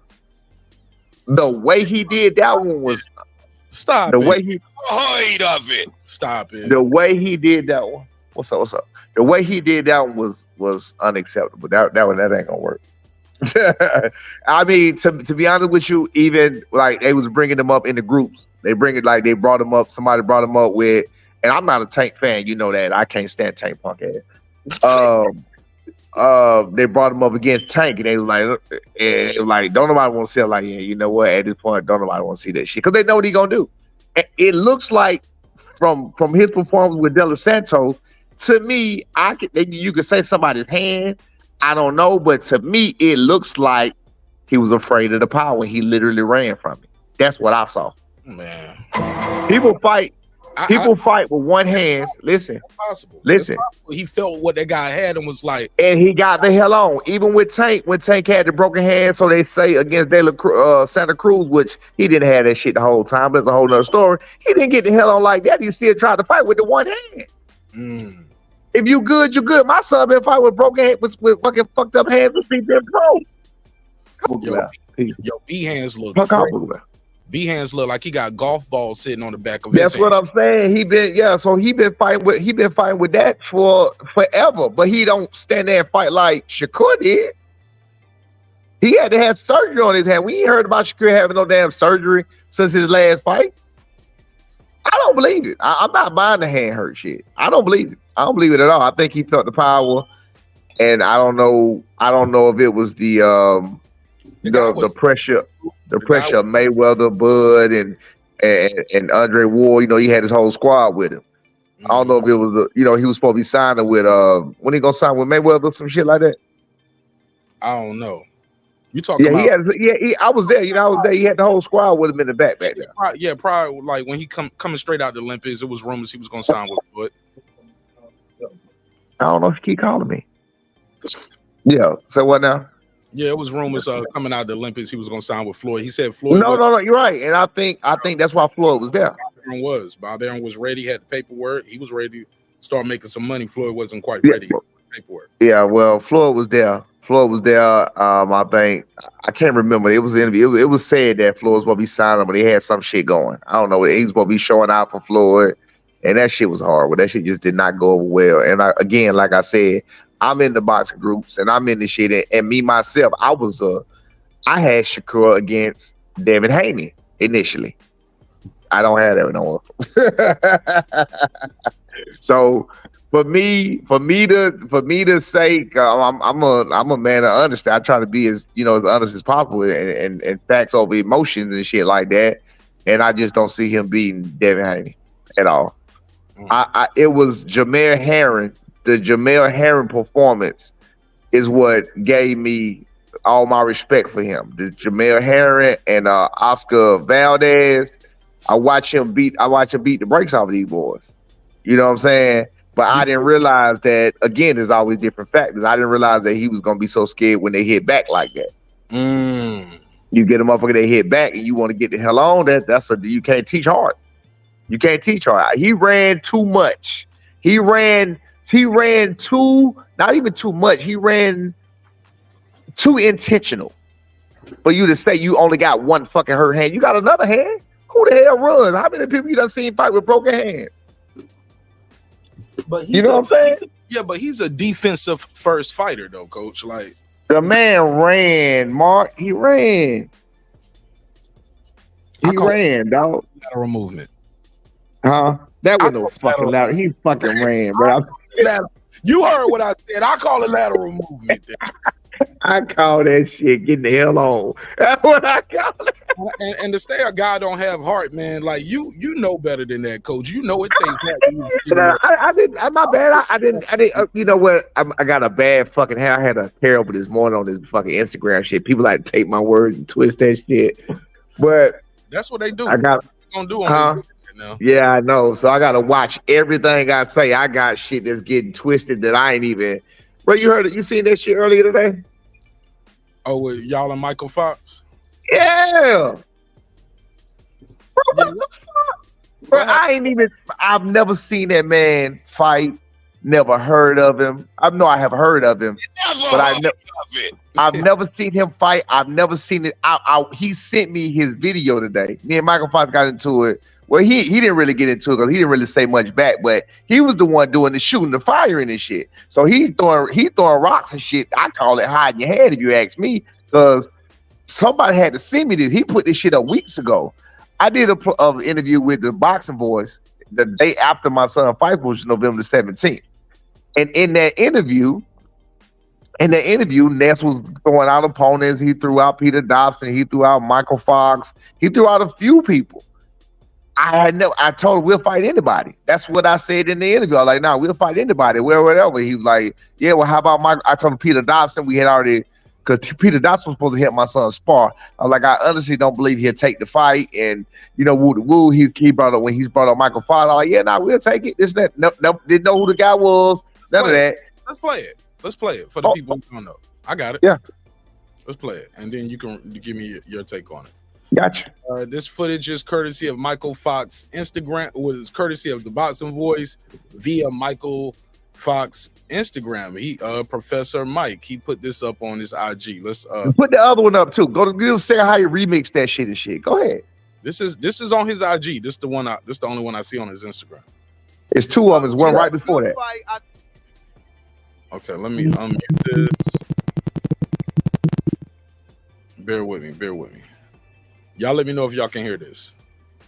To let us know where your son is. Michael Fox. Thanks. Michael Fox, the professor, Southpaw from Maryland. What's your thoughts? I mean, my son does great with Southpaws anyway. That's fine with me. I think. Have you heard of him? I think, well, you know, basically getting a professional to come back. well, scratch that. I don't want him to fight the Southpaw next because, you know, that he does do good against Southpaw, but some of them tend to create an awkward ass fight. You know, so we can't get clean shit and whatever else. So what I want is him to look good. I want him to look like him. So, you know, with a Southpaw, you kind of so I believe this is the clip you're talking about. He remixed it, he cut it, and showed some of his good work. But can you elaborate what you meant on that, or did you get a chance to elaborate? When he said he was a Southpaw, my son, this was the day after my son just looked like shit against Quentin Randall because it was an awkward ass fight, awkward ass styles. And when I didn't know he was a fucking 6'4" Southpaw, first of all, like I said, didn't know who the fuck he was. But when Ness said that he was a Southpaw, I'm like, you know what? No, never mind. You get what I'm saying? Because in my brain, like, no, we do not want a Southpaw. You know what I'm saying? Like he does, which he really does very well against Southpaw. Fear the guy is like, look, we need a good performance. We need a good performance. Simple as that, bro. They done ran with this shit. He remixed his shit. I got people in his thing talking about like Elijah Pierce lame, bro. It was so crazy, bro. Me and Elijah Pierce, that guy, I'd have made that man block me today because you know my son got in his ass a long time ago. He running. I know he fight 122, 126, but he walk around the same size as my son. Who? Elijah Pierce. Oh, he was out here popping off. Man, out here popping off. Said everything, but okay, let's work. But we going to get some work with Michael Fox next week. I'm gonna try to get him on the show next week. Who? Elijah Pierce. Elijah Pierce lame, bro. He got to see me. He got to see me personally. He lame. Whoa. He lame, bro. He got to see me. Oh, he got to see me personally. He got to see me on the outside. He personally. Coach, come on, coach. Why are we doing that? Listen to me. You don't know what was said in the DMs, bro. He got to see me personally because me and him got into a. You know, he hit my son in the back of the head when my son was 16 years old when they was sparring. Nah. Yeah, nah, bro. This before all the tank shit, it's before everything. They was sparring.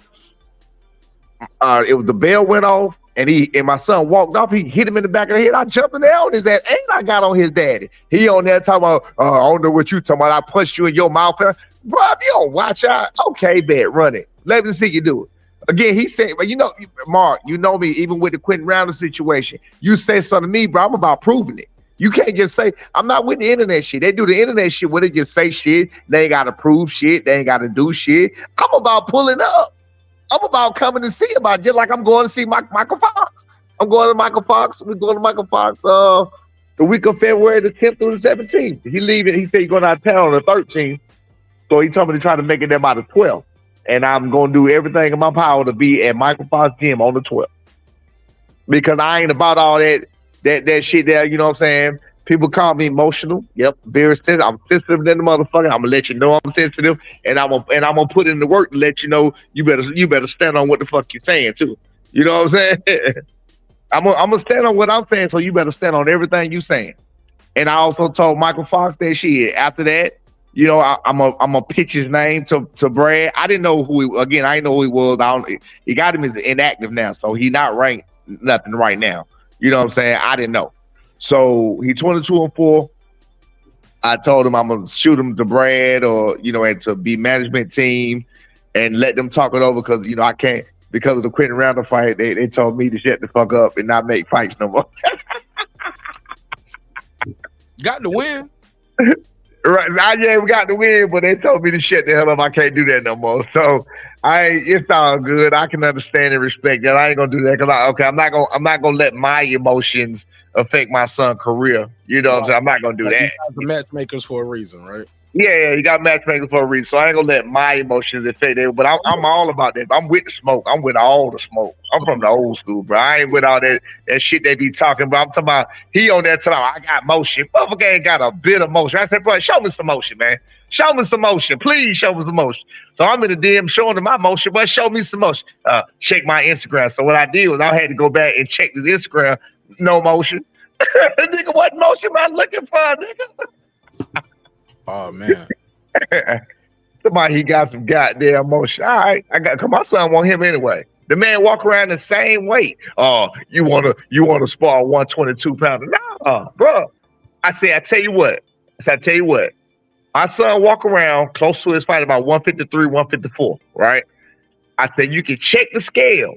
Y'all will not be no more than 10 pounds apart. My son spar 180 pounders, 165, 175 all the time. You want none of this heavyweight work with me though. Did we already talk about that? He'll spar your ass too. Y'all been ducking me. Y'all beat Quinn Randall, came back with y'all little belt, and now y'all don't want to box me no more. The YouTube champ. You heard what I said. My son won't. He'll take all the smoke. So I'm trying to understand why these little pussy boys be scared about 20 pounds, 15 pounds. You feel what I'm saying? I again going back to Tank real quick. Just a quick segue to Tank real quick. They always talk about he knocking out heavyweights, or he beating up this, he beating up that. But then as soon as he gets scrubbed up or beat up by anybody a weight class or two, or and matter of fact, when he sparred my son, he was heavier than my son.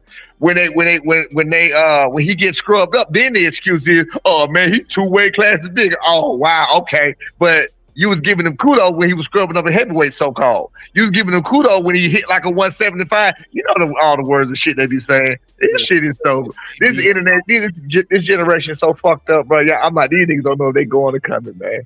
They tripping, bro. Since you brought up Tank guy said he beat up Sean Porter before the Terence Crawford fight. What you think? I don't believe that shit. I don't believe he would have been said. Tank lied too. Tank be lying, bro. You must forgot. It's a documented thing that he photoshopped my son nose. There was not one person at that sparring session that said Tank beat my son. Not one person. Everybody said, "Oh man, it was good work," and then you have other people that said, "Nah, he fucked him up." That's what you hear. So if you got some people saying it's good work, and some people saying my son fucked him up, but nobody's saying Tank fucked my son up, what do you think happened? You feel what I'm saying? oh, and my bad. And we can't get Tank to come back for shit. What do you think happened? All right, dude. I don't know. I won't dare. I tell you what. Next time y'all have one of them legendary. Tank ain't, man. Just like Tank ain't sparring Devin Haney. Tank ain't dare bringing his ass back this way. He wouldn't dare. What? Let me ask you this. Speaking of, you guys about to go up there. Wait, you said y'all got some work in with Boots. Are y'all planning on going back, or y'all already did? Y'all camp with them? No. You know, I love going up there with Boots, man. That's my boy, man. I love that gym, man. That gym is where it's at. But also the original. Yeah.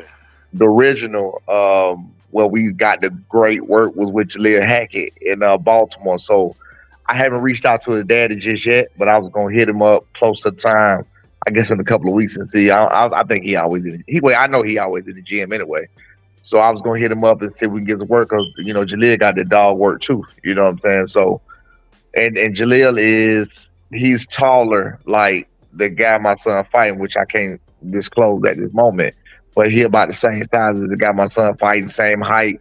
So that'd be great. He don't put pressure like Jaleel do, but I want my son to have that pressure and push that pressure back. You know what I'm saying? And deal with Jaleel work rate. So that way, if you can work with that work rate then any other work rate will be nothing to you. Which is why we go to both the gym. That's the main thing with both of them. The two things that Baltimore with Jaleel, I ain't say Baltimore as a whole.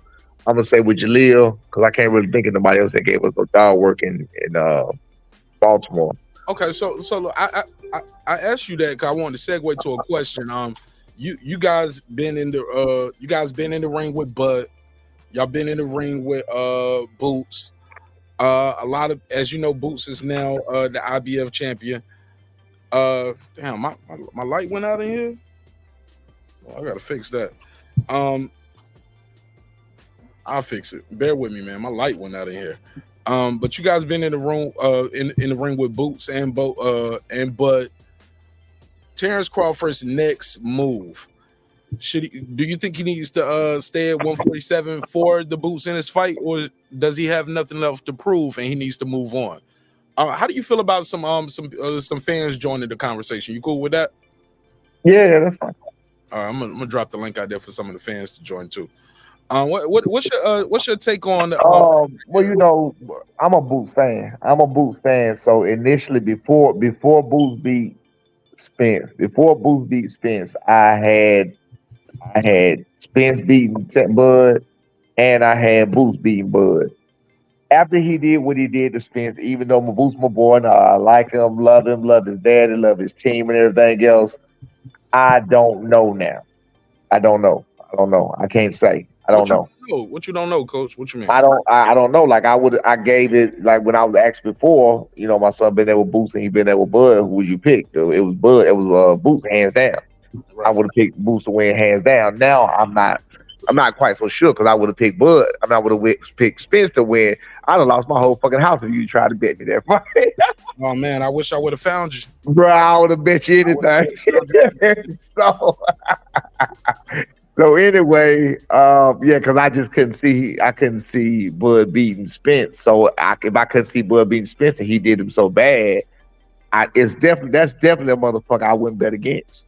How about that? He has definitely now become a motherfucker I wouldn't bet against. Even though, you know, Boots my boy, I like my boy, I will be rooting for Boots and hoping Boots, you know, win or whatever. But at the same time, it's still kind of unfair. It's kind of unfair. You got Boots up and coming. He's 26 years old. He just in his peak.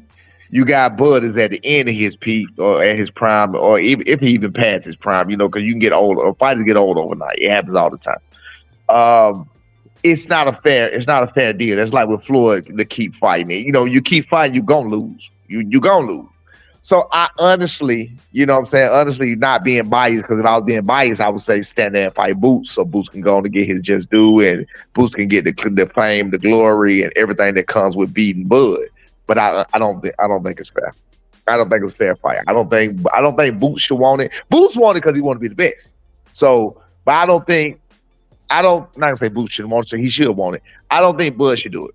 I don't think Bud should do it because it's just not. I mean, Boots can go ahead and take over this next generation, or not gonna say take it over because you know my boy there too. So we'll deal with that. Lost to Crawford Corona is what you're saying. Right. Just let it ride. Just let Crawford go on to one. I think Crawford need to go to 154. He's undisputed. He's undisputed. The belt was taken away from him, unrightfully so. But if he fights Boots and beats Boots, he would be a 3-time undisputed. He has everything. It's okay. He had to me. He still already conquered that feat. He has everything to lose and very little to gain. You talking about gaining something you already done. You talking about doing something you already did. I mean, you know, it's like, can I walk?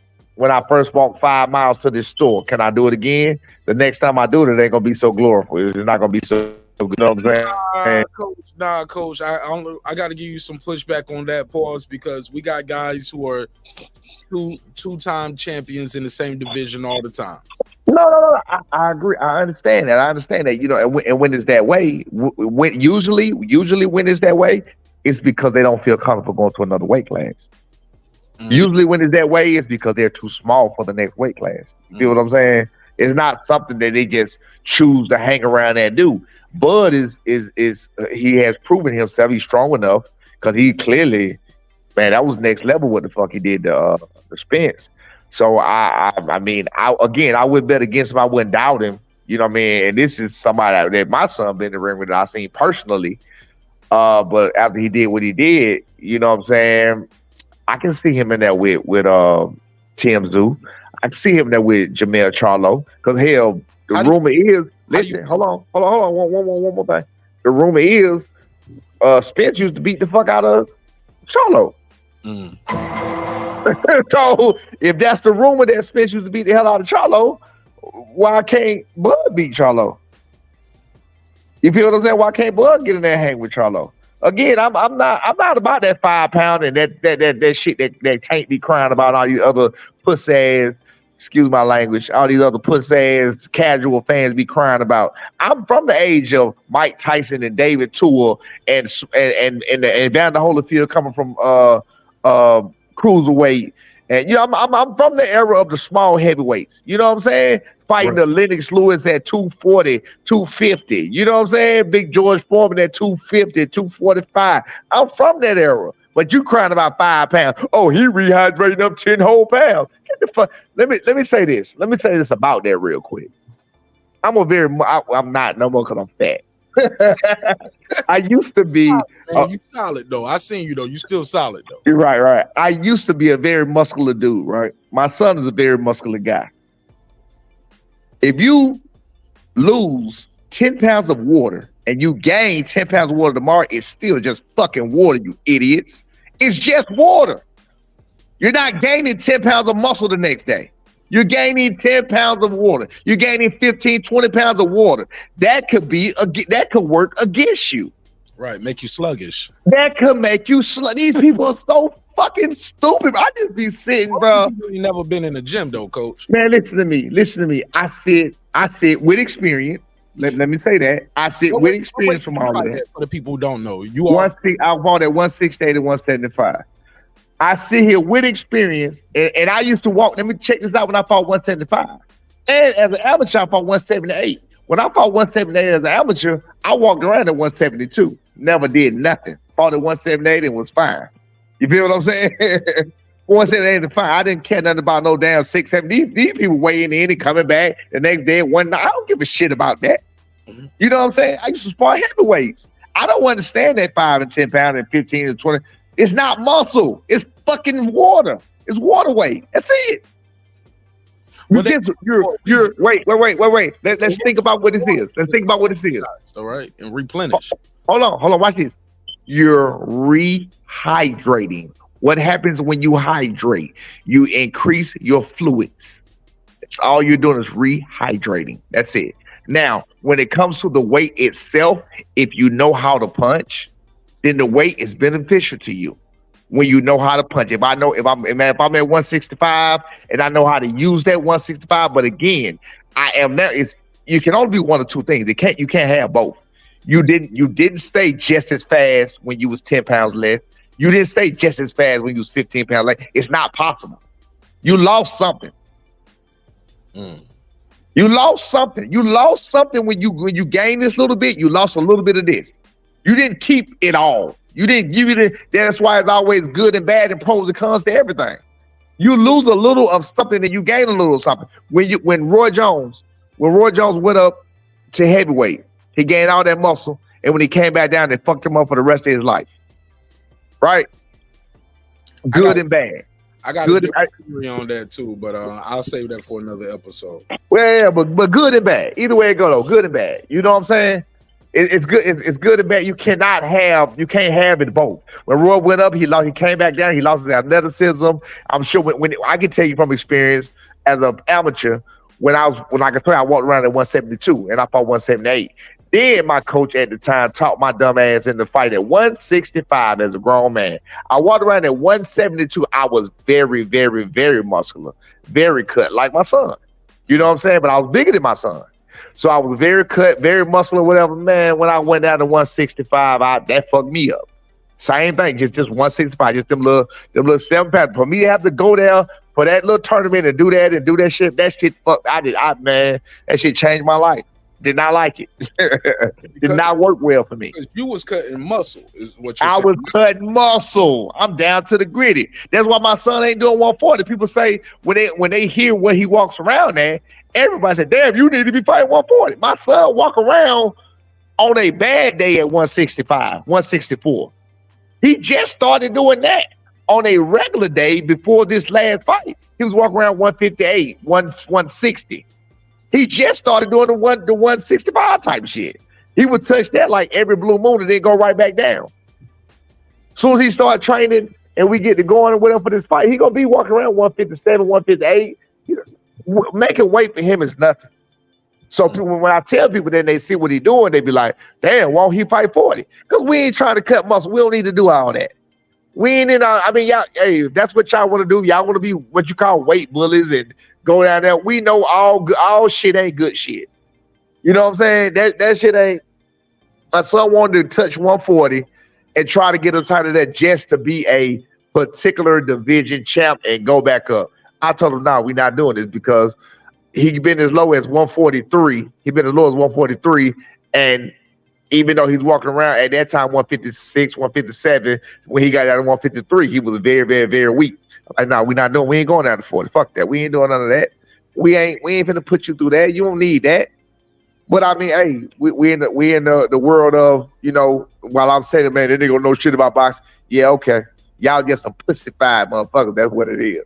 Hey, y'all. Mike Tyson went crying when he went in there with a motherfucker 260 pounds and he weighed in at 214. And then when I say that, oh, that's a different thing because heavyweight go from. But what's the difference in 5 pounds and 10 pounds though? It's still a grown man with another 50 pounds on him. Deontay Wilder was what, 213, 217, and Tyson Fury like 290, 280. That time when he was leaning on him, and he clearly was leaning his weight on him. Yeah. People don't understand it, bro. They like to change the rules and move the goalposts and say what the fuck it is. And this, man, they just like to move it. They like to move it for whatever fighter they want, whoever fighter they want to be. And I'm sure some of this shit gonna take and get twisted about how I don't know what the fuck I'm talking about and how I said this.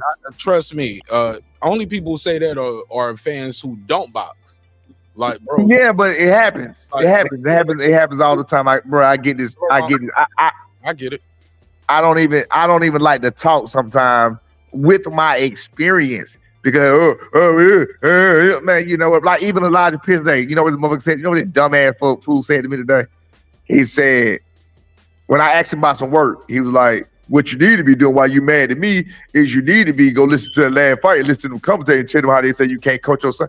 Okay, but my son just won 10 damn rounds. So what the fuck are you talking about? I can't coach. Even the coach, the coach of the fighter was just on here and said, "Shit, they was doing fine." You know what I'm saying? Man, look, man, just Okay, hey. Well, coach, hold on. Look, I got a guy right here. He in the A. This is my guy Zone 6, the enforcer. Zone, how you been, my brother? Happy New Year. Happy New Year, Zone. Happy New Year to y'all fellas. What's up, Mark? What's going on, boy? What's poppin', my G? Okay, can you hear me loud and clear? Man, you sound like you standing right here beside me. Go ahead. What's good? You got a question, comment about the title topics, the first interview, this interview. Get in where you fit in, Zone. Oh man, this is a good interview, good knowledge, especially down when we start talking about 147. I just hope that these 147 pounders mix it up and fight each other instead of chasing after Terence Crawford or woulda, shoulda, couldas. Because one thing about the fans' perspective, Floyd Mayweather did his thing and was undefeated, but we all know he manipulated, ducked and dodged, and caught people at the right time. And the thing I be having an issue with is that a lot of people have a disconnect with the fans and what we're saying in the streets, and then they kind of hide in the clouds and be like, "Oh, I'm this, I'm that." But man, we want to see the best fight the best all the time. And we always hear this about, I'm hungry, we coming up, we doing this, and these trials and tribulations. And when these guys get here, it's the network. Like with Boots Ennis. Boots is, to me personally, is not that good. He hasn't proven that motherfucker good. That motherfucker good. Boots to me is not that good. He hasn't proven anything. He hasn't fought anybody that's a dog, and he hasn't went through a gauntlet. And then he ducked a fight with Terence Crawford because he was loyal to Showtime that don't even exist no more. See, it's stuff like that is why the fans are turning away from boxing to a degree, and that's why we like people like Terence Crawford. Terence Crawford cleaned out the division, undisputed, first in the 4-belt era. We hadn't seen that before. You know, not even Mayweather, Pacquiao, Shane Mosley, none of those guys had done that. And Crawford came through and cleaned out the division. So I think his next fight, or I'm hearing his next fight, should be Tim Tszyu. I would like to see Terence Crawford go up to 154, man. And I want to see Boots fight Keith Thurman and get in the mix with Stanionis and go through a gauntlet and fight those guys like that. That's what I want to see as regards to 147. I agree with him. I agree with him on that.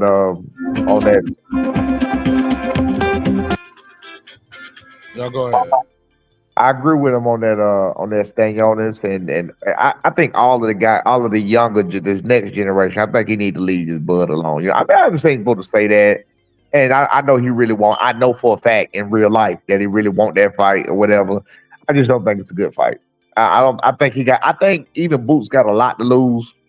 You know what I'm saying? But of course, he believe in himself, and he got every right to believe in himself. He's supposed to believe in himself, and he just may pull it out. You know what I'm saying?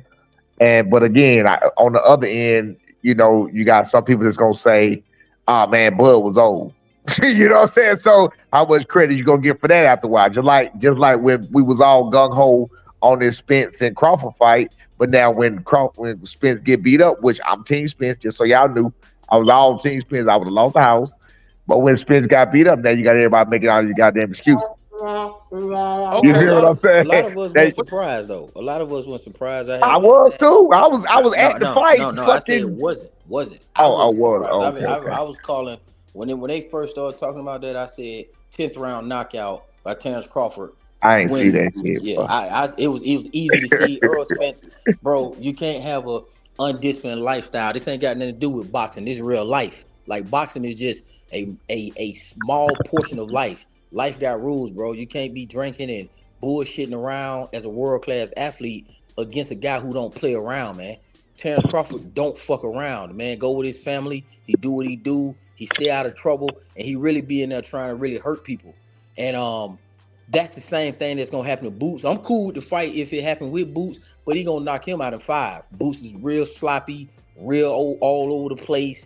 And then it's gonna be excuses. It's gonna be more excuses. Oh, but we didn't like Boots. Boots wasn't that dangerous in the first place. Boots was green. Crawford called him and that's what I'm saying. What you just said is my whole point for why I don't think the fight should be made, because nobody gonna get credit for it.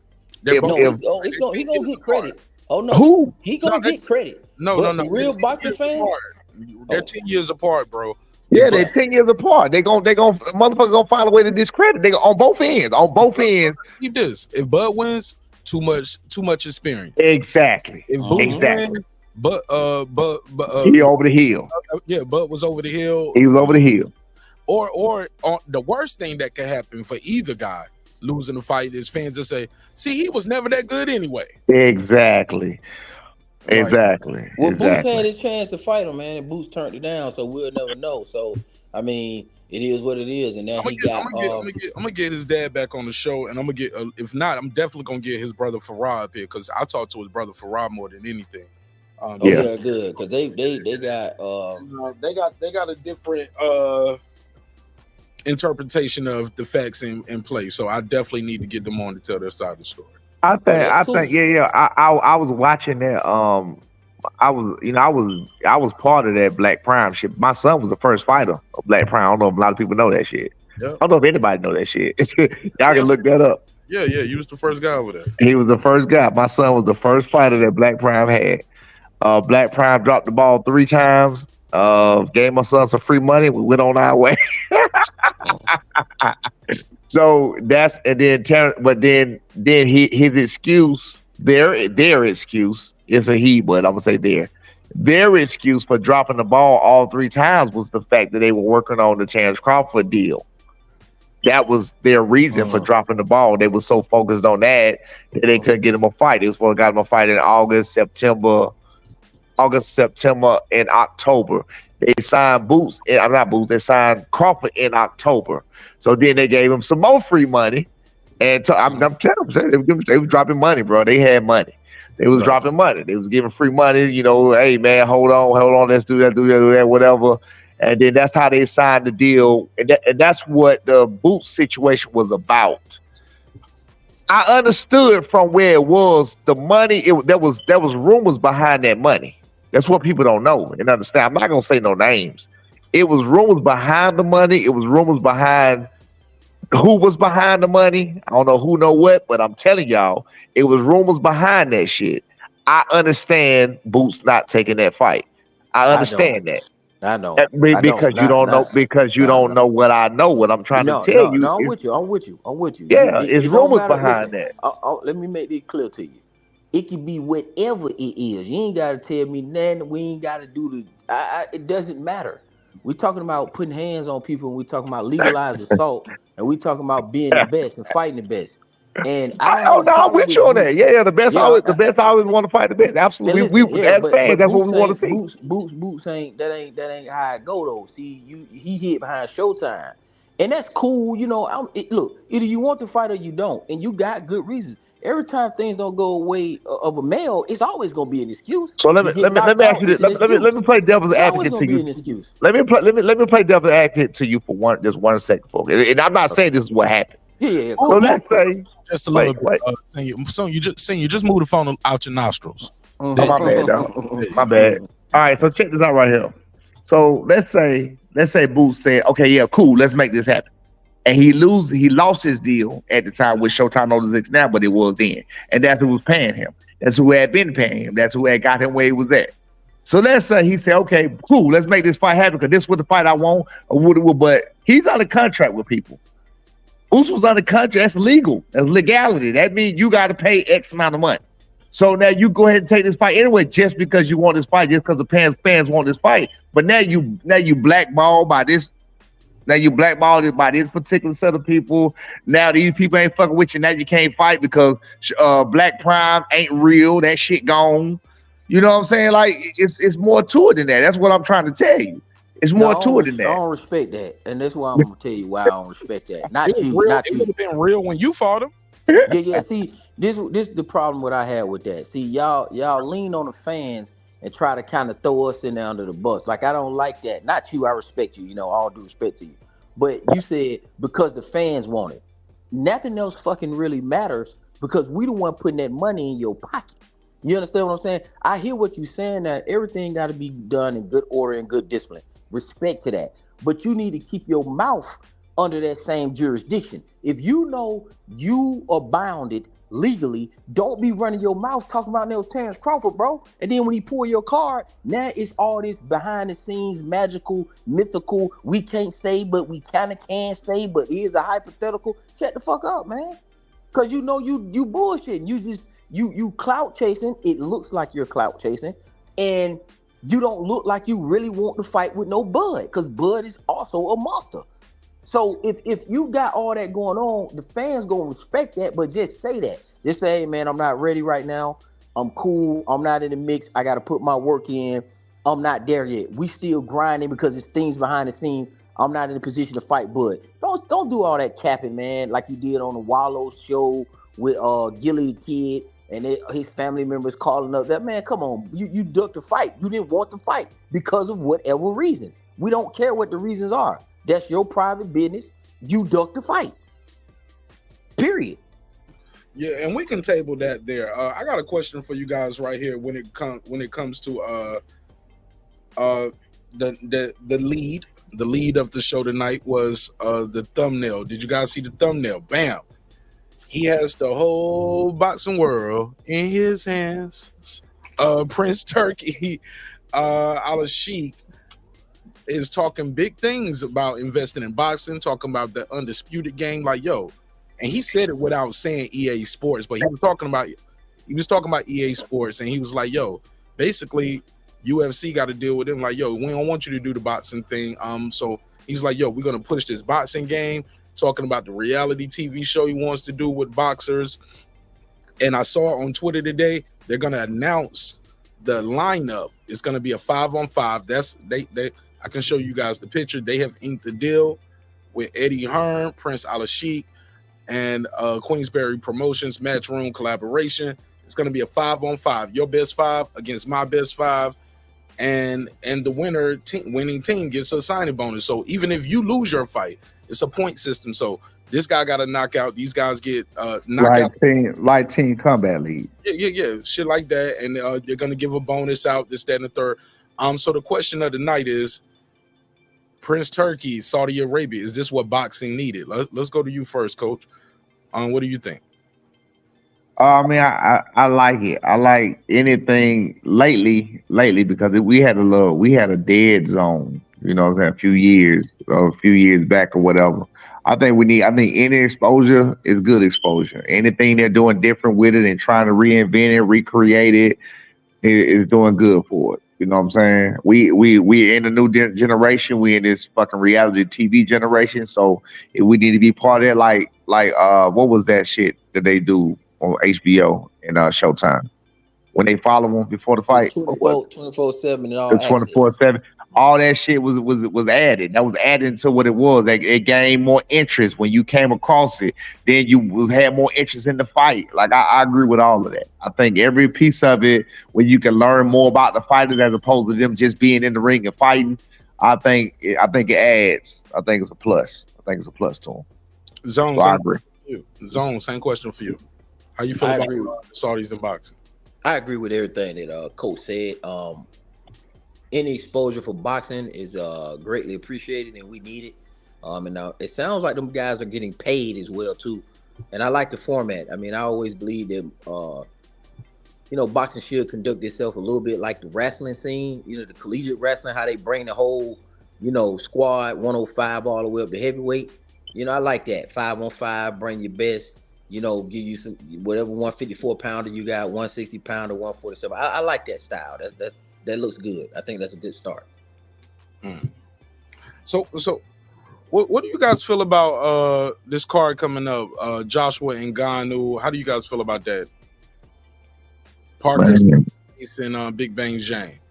From a personal standpoint, knowing what the boxers go through to get where we at and to do what they do, it's a slap in the face, man. Like with the Jake Paul, it's no different than the Jake Paul shit with that, man. But at the same, hats off to my man. He got opportunities that a lot of us is fucking dreaming to get. You know what I'm saying? But the shit ain't fair, but life ain't fair. You know what I mean? Everybody gets. Oh, though, Coach. Like he has experience. He's a world champion. In Ghana, right? Yeah, in combat sports. Okay, but if you're a world champion in combat sports, that's no different than when people say. Just an example. I'm gonna go back. Just an example when Shakur came up to 135, and he was asking for Devin, or he was asking for the people at the top, and the word was, "Nigga, whoever you fought, you ain't even fought at 145." You get what I'm saying? I mean 135 or whatever. You know what I'm saying? It's no different. Just because you're a world champion in a completely different sport, don't mean you come to the upper echelon of a whole nother sport that we normally used to whooping y'all ass at. when UFC fighters come to boxing, they 9 times out of 10, damn near usually 10 times out of 10 they get their ass whooped. Every last one of them. 10 times out of 10 they usually get beat. So that wasn't no different. Just Ngannou called a flat ass Tyson Fury, because Ngannou didn't do a whole great performance though. But he wasn't tremendous. It was more so Tyson ass too. You know what I'm saying? Like, if you go back and watch it, there wasn't a lot of punches thrown. There wasn't a lot of shit being done. Maybe the rumor is correct about Tyson and Deontay taking the last of each other out of each other. You know what I'm saying? I don't know, man. I don't think he deserved that type of shot. Not being that the rest of the guys hadn't even came close yet. There's so many other guys that ain't even came close to that type of shot, and this is man's first professional fight. Well, he didn't get a title shot. He got a title shot. He didn't get a title shot. Yes, he did. That was not an exhibition. Look it up. No, it wasn't a sanctioned fight by the WBC. Oh, it wasn't? It counted for that record. It was an official fight. Oh, but it wasn't a title fight? But it wasn't for a title. Oh, well, if it wasn't a title fight, then I'm good. I didn't know that. No, I thought it was a title fight. It was an official fight. Like, it would have counted for his record, But Right. when Oh no, that's fine then. I thought it was a title fight the whole time. Did not know it was a title fight. No, sir. But after the fight with the loss in his first fight, he did get ranked like in the top 10 in the heavyweight division. Don't make no damn sense. How you gonna get ranked with a loss? We know what happened, but how you gonna get ranked with a loss? Come on, man. I would somewhat argue he did better than Wilder in I agree. Yeah. Well, hell, he made it. So shit. I agree. I understand. I got what you're saying. But go ahead, Zone. Nah. Zone, did you hear what I was talking about? Yeah. Go ahead, talk to me, bro.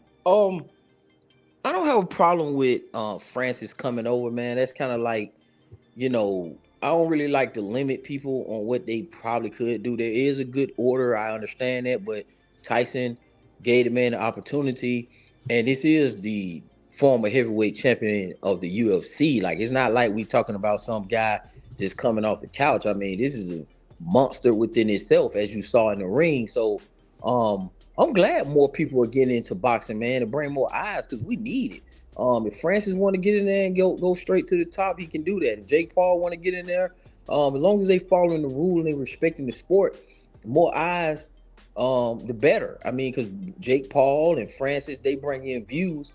And on top of that, MMA and boxing over the last decade, even going back to James Toney, Ricardo Mayorga, even some of the wrestlers, Bobby Lashley, like the wrestling, MMA, boxing scene has been kind of cross-mixing for at least the last 10 years. Mayweather in the Big Show.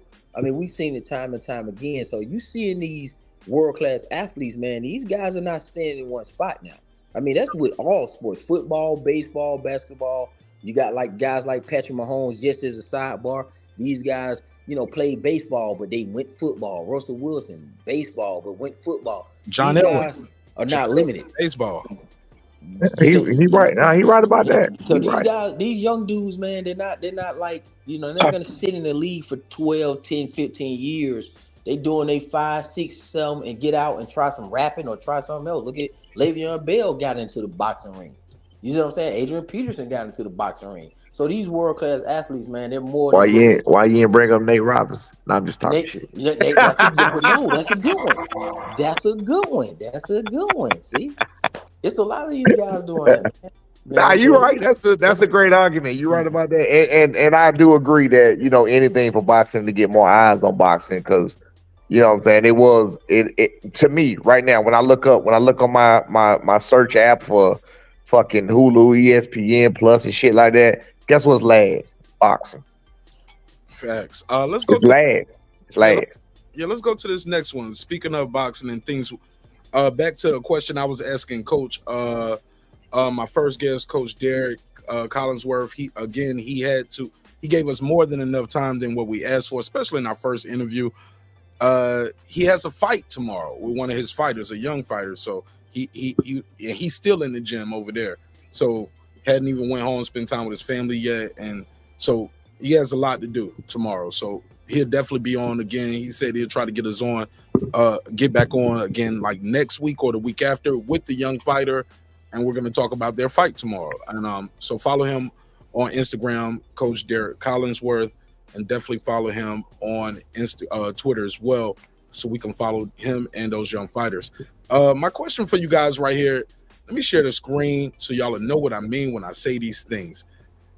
Saw this going around. We were talking about PED usage. While I'm sharing this clip, I want you guys to think about this question right here. What do we need to do to clean up the sport? Is it to really stop all these things from happening? Like, it's 2024, people are still getting popped. We finding out people pop dirty after the fight, like with Frank Martin when he fought Ali Rivera. Chris Eubanks responded to Liam Smith. You might want to clear that up a little bit. Not Frank Martin, since Rivera fought pop dirty, right? He fought when Frank Martin fought Rivera. He found out Rivera was dirty. Right. You said like Frank Martin when he fought Rivera. Oh, okay. I'm just saying that if I didn't know what was going on, I would think Frank Martin popped dirty. No. Thank you, Coach. Ali Rivera popped dirty. Matter of fact, let's take the Ali off his name. He can't have that no more. Michelle Rivera. That's his name, Michelle Rivera. I'm not calling him Ali no more. Like he popped dirty after he fought Frank Martin. So this tweet was going around, and I saw it now, and it goes as follows. Let me zoom out a little bit. Now, Chris Eubanks, I follow Chris Eubanks, so I saw this. He said, me and Liam ain't mates by any means, but I gotta back him up on this one. It's such a fucking joke how many of these frauds fighters are getting popped for PEDs. This is a terrible accent. I'm gonna just read it regular. I'm sorry. All right, me and Liam ain't mates by any means, but I gotta back him up on this one. It's such a fucking joke how many of these fraud fighters are getting popped for PEDs and are still able to enter a ring and fight. Lifetime bans for these scumbags should be mandatory. Hashtag keep boxing clean. And the retweet he was this. He said, just for the clown saying I'm bitter or making excuses, my brother lost to a great fighter at the elite level. All I'm doing is stating facts. What any other fighter, teammate, friend, brother, all caps, would do. Ask yourself, imagine you got this before the fight. How would you react? And he posted the letter from the Quebec Boxing Commission, CC Bob Arum, president of Top Rank, Mauricio Suleiman from the WBC, Matchroom Eddie Hearn, After Tiger Promotions, and IBF, the WBO, and the Association of Boxing Commissions. And it pretty much reads as follows. Let me go back. I heard somebody beaming backstage. Just bear with me. Let me get through this part, and I'll add you on. It basically reads as follows. This letter is to advise you. This the VADA atypical finding. For how you say that? Andros. I'm a good reader, but I'm terrible with these. And I was a medic in the Army, and I'm still terrible with reading certain medical names. Andros Sterling. All right, so boom. Dear Mr. All of those people that I named before, it said, this letter is to advise you that the A sample urine specimen number, blah, blah, blah, collected on Arthur Beterbiev in Quebec, Canada, on December the 6th, Vivada analyzed for anabolic agents, diuretics, beta-2, blah, blah, blah, a bunch of medical stuff, right? We checking to see if he dirty. The results of this analysis are as follows. Atypical finding. The IRMS analysis produced, it got the level, value, and it says the name here, Andros Stallone. Measured at negative 24.6, no other target compound, blah, blah, blah, blah, blah, blah. But basically, they're telling you we found something. It's not an adverse finding, it's a atypical finding. Not normal. He said ban him for life. So that's what we at with it right now. I want to know what you got. Okay, that's senior in the background. All right. Who you say pop dirty? I didn't say pop dirty. See what I'm saying? Is that for better beef though? Yeah. He had an atypical finding for how you say this? Andro. Somebody help me out with it. Google will help me out with it. Hold up. Androster. How you say this? Let me do the speech. Here we go. Speech. Androstenedion. There you go. That nigga right there. Yeah, that's what he got. He had an atypical finding. They tested Androstenedion. Tested him 4 other times, and that didn't pop up. Also, we have Alicia Baumgartner. They said she was cleared, but no, she was not cleared. She was found not guilty of intentional. But my thing is, how do you know what's intentional, what's not intentional? Like, shouldn't they release the reasons? What was her reason for why it got in her body and her system? In his situation, they tested him again on the 15th, the 21st with blood and urine. Then they tested him again like on the 6th of January. But even still, the last test, they went into the ring without the last test even coming back. Who knows what that last test might yield? I'm not saying the guy's dirty at all. I'm just going with the evidence that's in front of us. Why are guys still getting getting in boxing rings, and we still don't know 100% if you're dirty or not? Blows my mind. Anybody want to react to what Chris Eubanks Jr. had to say on this Twitter post in regards to Liam Smith saying, hey, look, imagine you're a fighter, and before you get in the fight, they send you this letter about your opponent. Coach? Oh, man. I with all of the shit out today, every time I say this, I might have said this shit on this show before. People be on my ass. Well, with all of this shit out today, how the fuck do you know what's a banned substance? I mean, I don't know, bro. How do you know what's in what that's gonna come back, as something? Let's say you decide to take a different type of money. Even my own son, Lil B knowing me. Oh shit, he's rolling. How you gonna not know what you taking? I'm thinking bigger than that. It's too much shit out there today.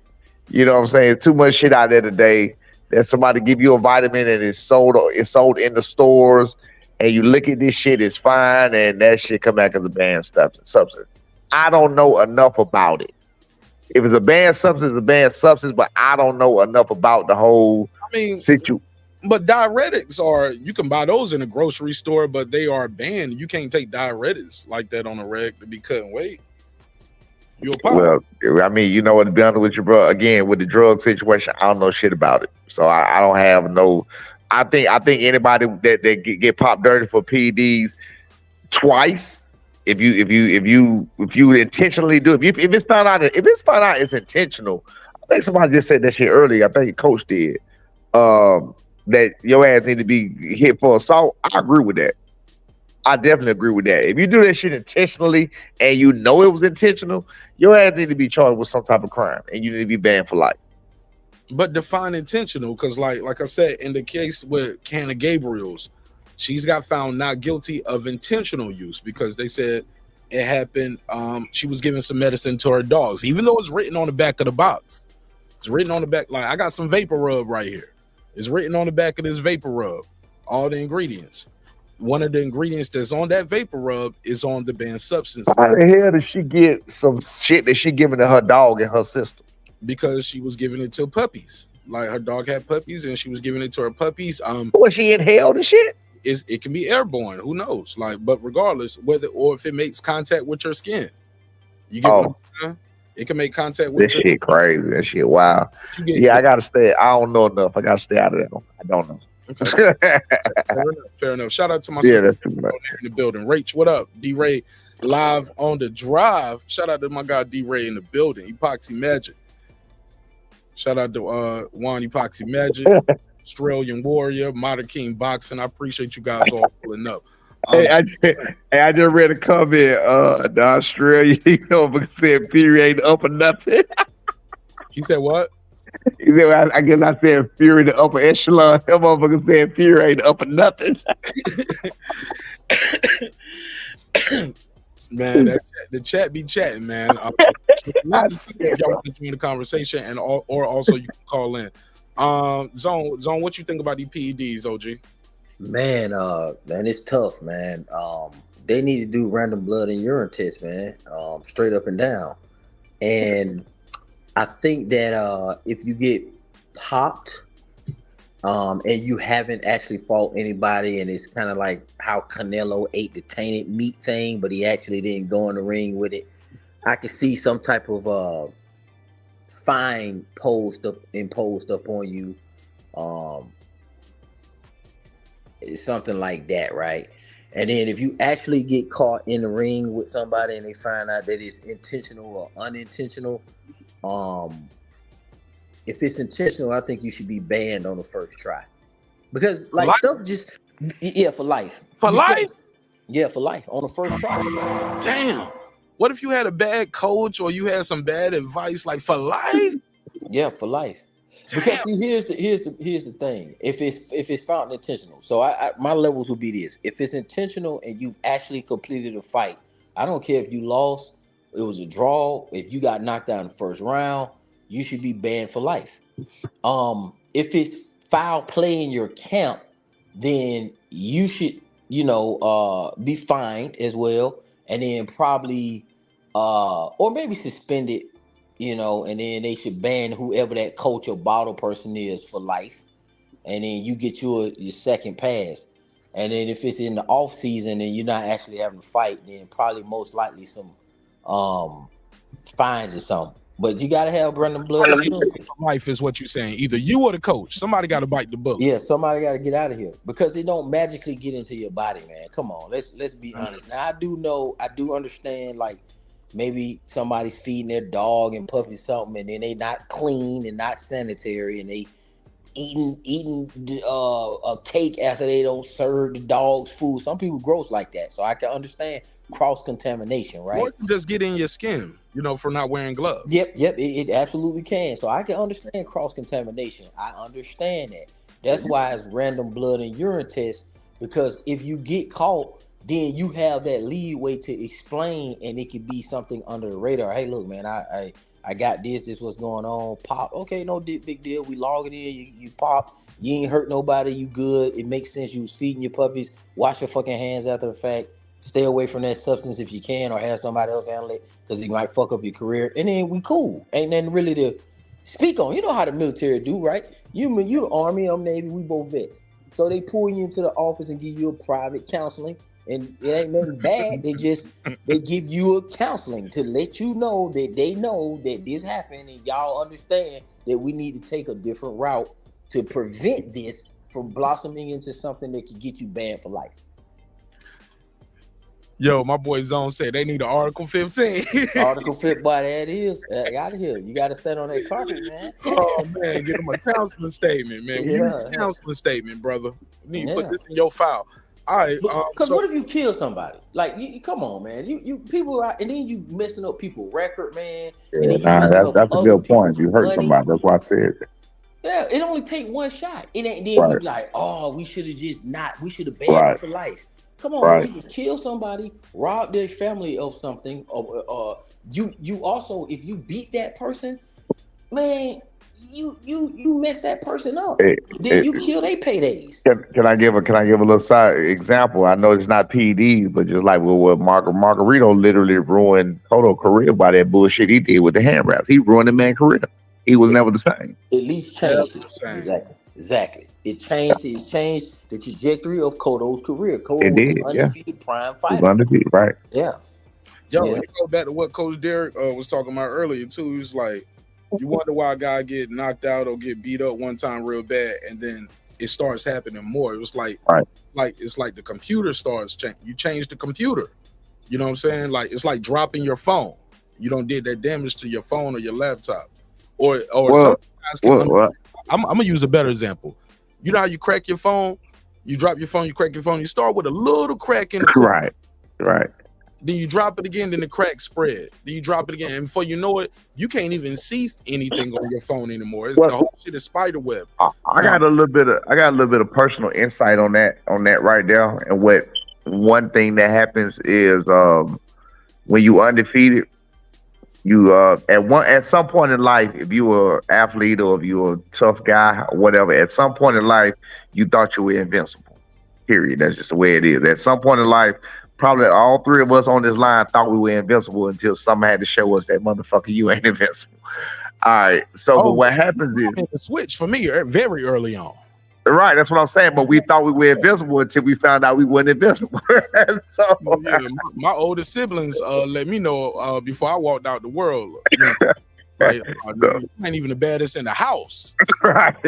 All right, but anyway, with that being said, so you come in feeling a certain way, you come in with that undefeated record, you come in like a monster, you doing this and you doing that. What happens is you have the ability to, it starts in your head. Everybody knows it starts in your head. You gotta want to go. You gotta be, you know what I'm saying? You gotta zone yourself.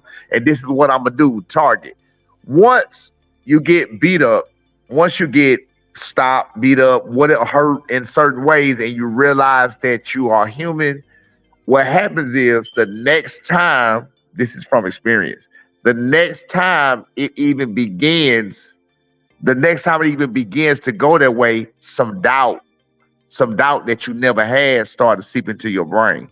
And it's kind of hard to focus on what you got going on when this doubt is right here and there in your brain. You understand what I'm saying? The doubt that you never had before.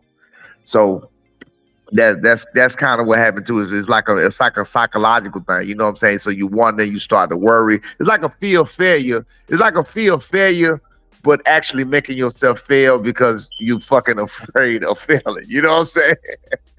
So it's like a doubt that you don't have that ability to just, fuck that, I'm finna get this, I'm finna do this, I'm finna do that. Where you was once a killer, it don't be the same no more. Hey, Coach, you hear about it with guys in other sports like football and basketball too. When they hurt that knee, it's like make that cut, or they scared to make that hard cut and come back because they don't cut the knee, or they're scared, unsure. It's unsure. They're unsure of it. They're scared. Like even with a right hand, if you hurt your hand and you unsure of it, you know what I'm saying? You've been babying it so long, like I said with the knee situation, you've been babying it so long, you're unsure of it. So it's doubt that you cast in your brain somewhere, no matter what the fuck you think in training or doing whatever. When it comes to the real deal, you still have that worry somewhere in your brain, and it's hard to get it out your brain. Because even when it's out your brain and you think it's gone, that motherfucker tries to find his way and creep to the front of your goddamn brain, and you be like, bro, what the fuck is this? I'm telling you.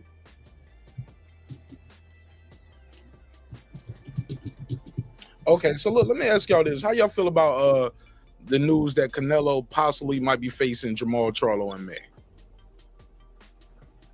I like it. At least it's probably some goddamn body. Yeah, I like it too. I like it. Yeah, because Benavidez and Morrell supposed to be fighting, right? Say that again. Oh, I don't know. They allegedly. No, yeah, because the PBC hasn't released the schedule yet. Yeah. Some people were saying that I honestly don't know a lot about Morrell. I ain't gonna lie, I don't know shit about Morrell. I ain't never seen him fight. But I heard some people saying that he ain't ready for Benavidez, and if pretty much the same thing we were saying about the boot situation, that if Benavidez, same thing, exact same thing, identical. If Benavidez beat him, then they're gonna be saying that Morrell wasn't ready, they have enough experience, blah blah blah. Same exact situation. So I don't know how that is. You know what I'm saying? What y'all think about that? I've never seen Morrell fight at all. Yeah, I think Maul is a good one.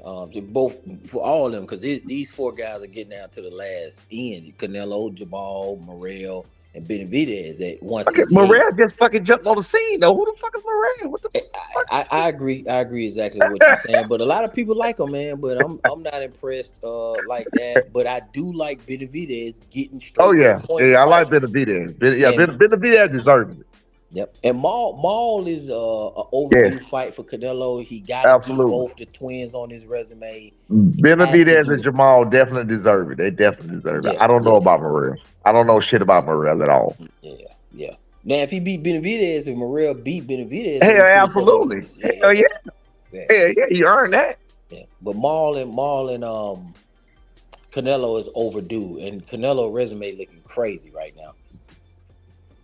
Hey man, I got a question that ain't nobody talked about, ain't nobody heard about, ain't nobody said shit about since earlier last year. What the fuck is up with Sebastian Spandora, man? Yeah, they were talking about knockout of the year, and Cobra got it. I mean, not Cobra. What's the name? That's not Cobra. Rayo, IU. What's my man name? Rayo Valenzuela. Rayo won the shit, but the way Spandora failed was a different type of fall, bro. Yeah, that's a long fall for a 7. That was a long ass fucking fall. Left.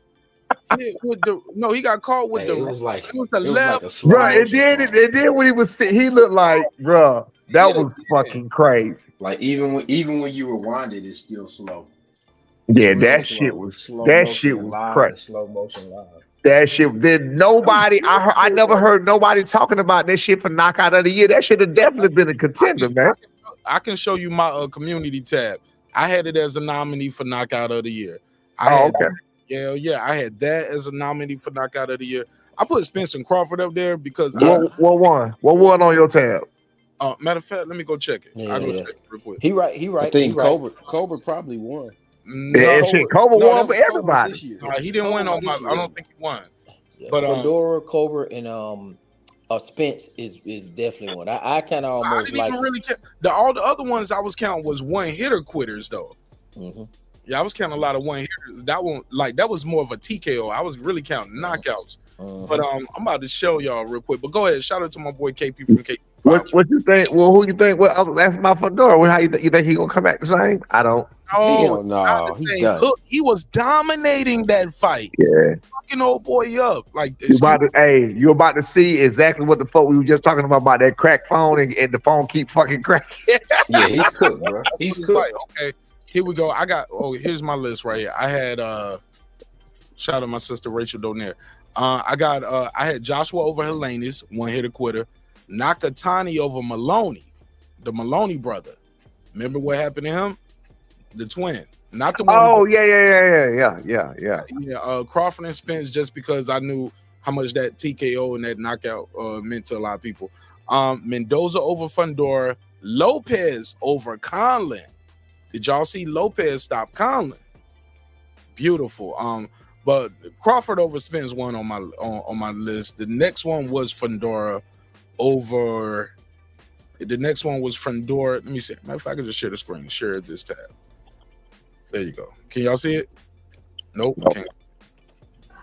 There you go. And this is out of 113 votes. So when you watch Family Feud, they only take 100 votes. We got 113. 69%. Spencer Crawford's number one. Mendoza versus Fundora was 2. Nakatani over Maloney. Man, these other people, they probably didn't even see these other fights, man. Biggest robbery though. I had Colbert Valenzuela 1. Fury Ngannou, that did numbers. People thought 32%. Cambosos versus Maxie Hughes definitely was a robbery. Rolly Romero versus Ishmael actually won with 51%, but 0% out of 200 votes. Joe Cordina versus Edward Vasquez. I'm like, did y'all even see that fight? What was that score on Ngannou? I can't remember. What was it? I'll look it up. Real quick. But shout out to I know. I feel like Ngannou won, but if it wasn't wide, it can't necessarily be called a robbery. If it wasn't wide, right. But I know what you mean. What's up? Yeah, but I had Ngannou winning. But if it wasn't wide, if it wasn't like fucking 117, you know what I'm saying? If it was like some crazy ass numbers and shit. It was 10 rounds. So they got 96, 93, 94, 95, 94, 95. That's not a robbery. Just think about it in boxing terms.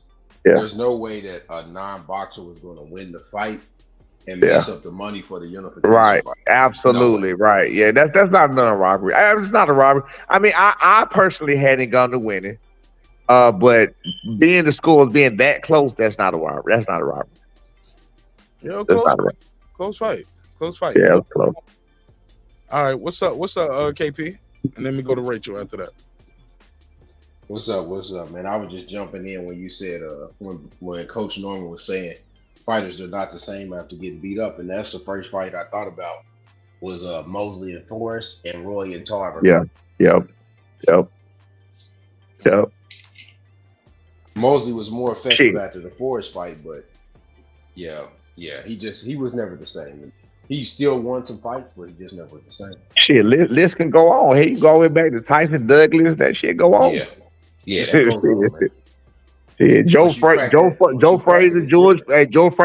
Foreman, Joe Frazier Ali. That shit, it ain't never the same. You don't have that same roughness, toughness. Like you realize that you're fucking human and you can be beat. That's some bullshit. Yeah, and a lot of times, a lot of those guys, it takes a lot out of them. So they usually take a sustained beating for a certain amount of rounds. Right. Rather than getting just knocked out one round. Like Roy and Tarver, the first fight was a close fight. So the Yeah, knockout man. in the That's second but fight that was like, knockout, that oh, was serious. That was bad, man. Hey, I think that broke. I think that broke everybody's heart, man. I picked Tarver to win that fight. One of my partners put me out the house, Man, bro. My partner I put me was. out his house, bro. When Roy went down, he put Right, me you out. couldn't tell, you couldn't say shit to me that day, bro. You had to leave. I was fucked up when that happened, but I was like, "What the fuck just Hey, happened?" hey, coach. I had just Yeah, helped him move into that apartment too. He put me out, man. You know what I'm I saying? said, bro, you ain't got to go home, but you got to get your ass out here. Put me out, bro. What's up, Rach? Oh no, I'm like I was trying to get in with the peds conversation, but you guys already passed No, it. So no, it ain't no pastor. Go ahead, get your bars off. What up, fam? did you know that you could also get pop? Well, yeah, have levels of like low levels of banned substances through sex. What? Yep. Yeah. Yeah. You said sex? So how Yeah. much did you got? Yeah. So the other person is doing PEDs. Yeah. So Her yeah, so boyfriend. Guinea Oh shit! Fuchs, I think is her name, Fuchs, Guinea, Ginny, was a female boxer and trying out for Olympics or went to Olympics, I can't remember. But if you look her up, her husband was on therapeutic I think testosterone or something.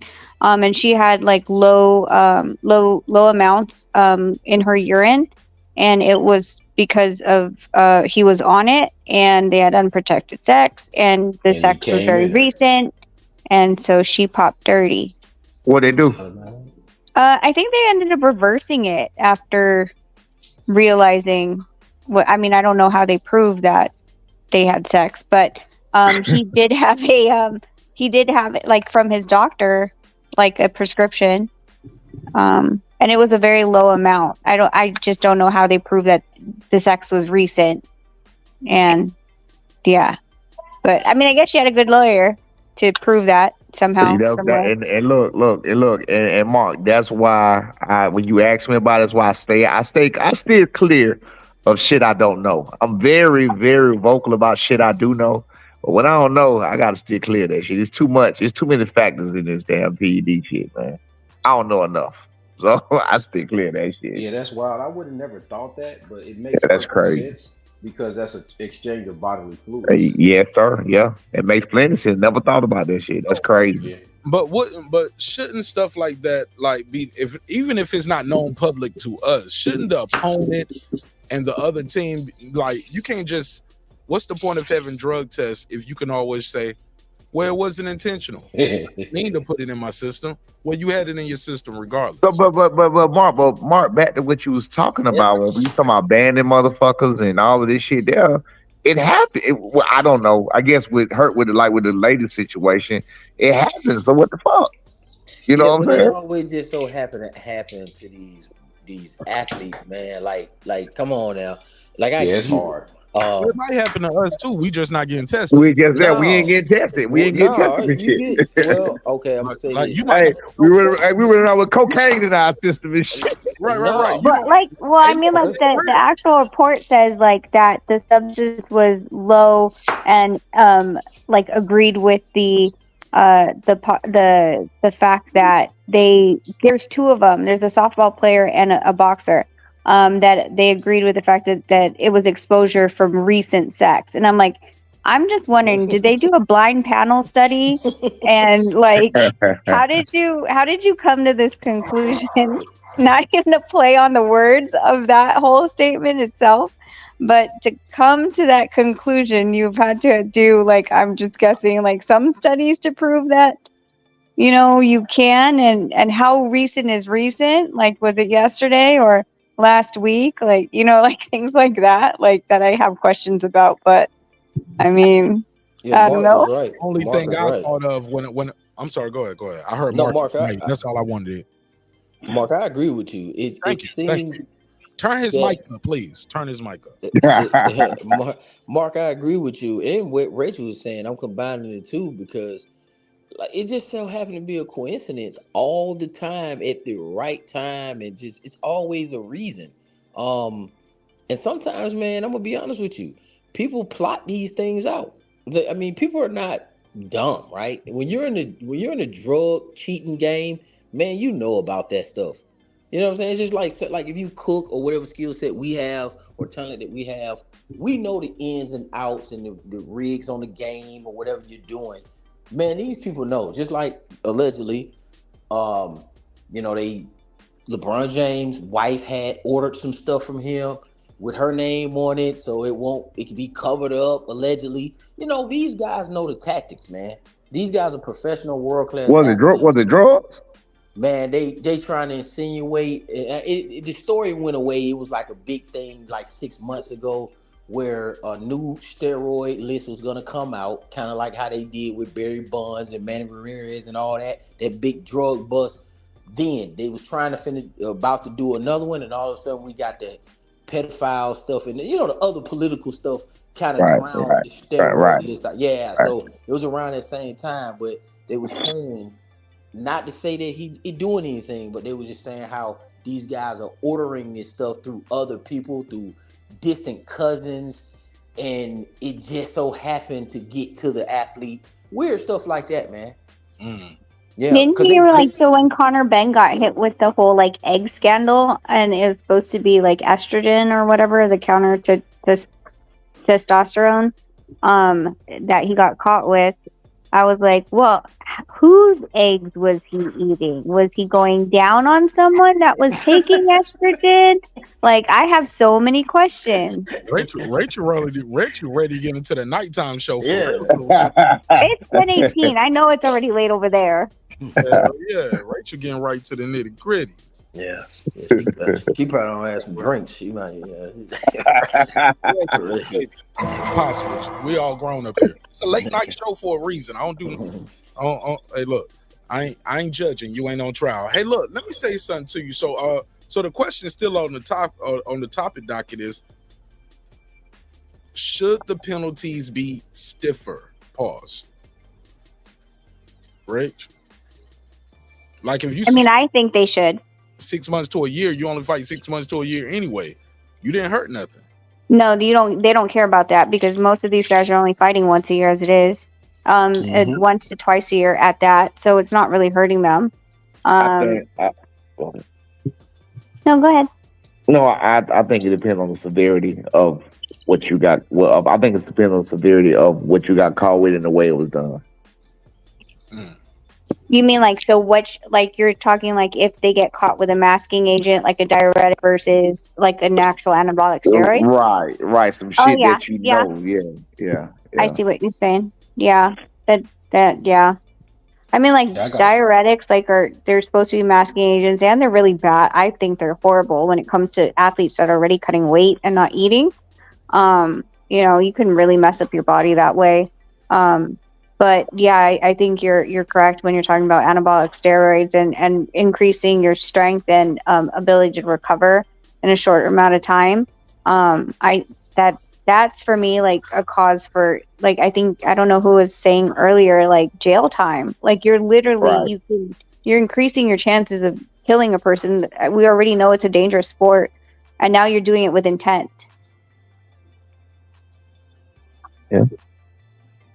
I mean, it's no different if you hurt somebody or kill them or do some kind of bodily damage to them. Involuntary manslaughter. And all yeah, I was just about to say it's no different than involuntary manslaughter when you hurt somebody another way. It's no different. It's the same thing.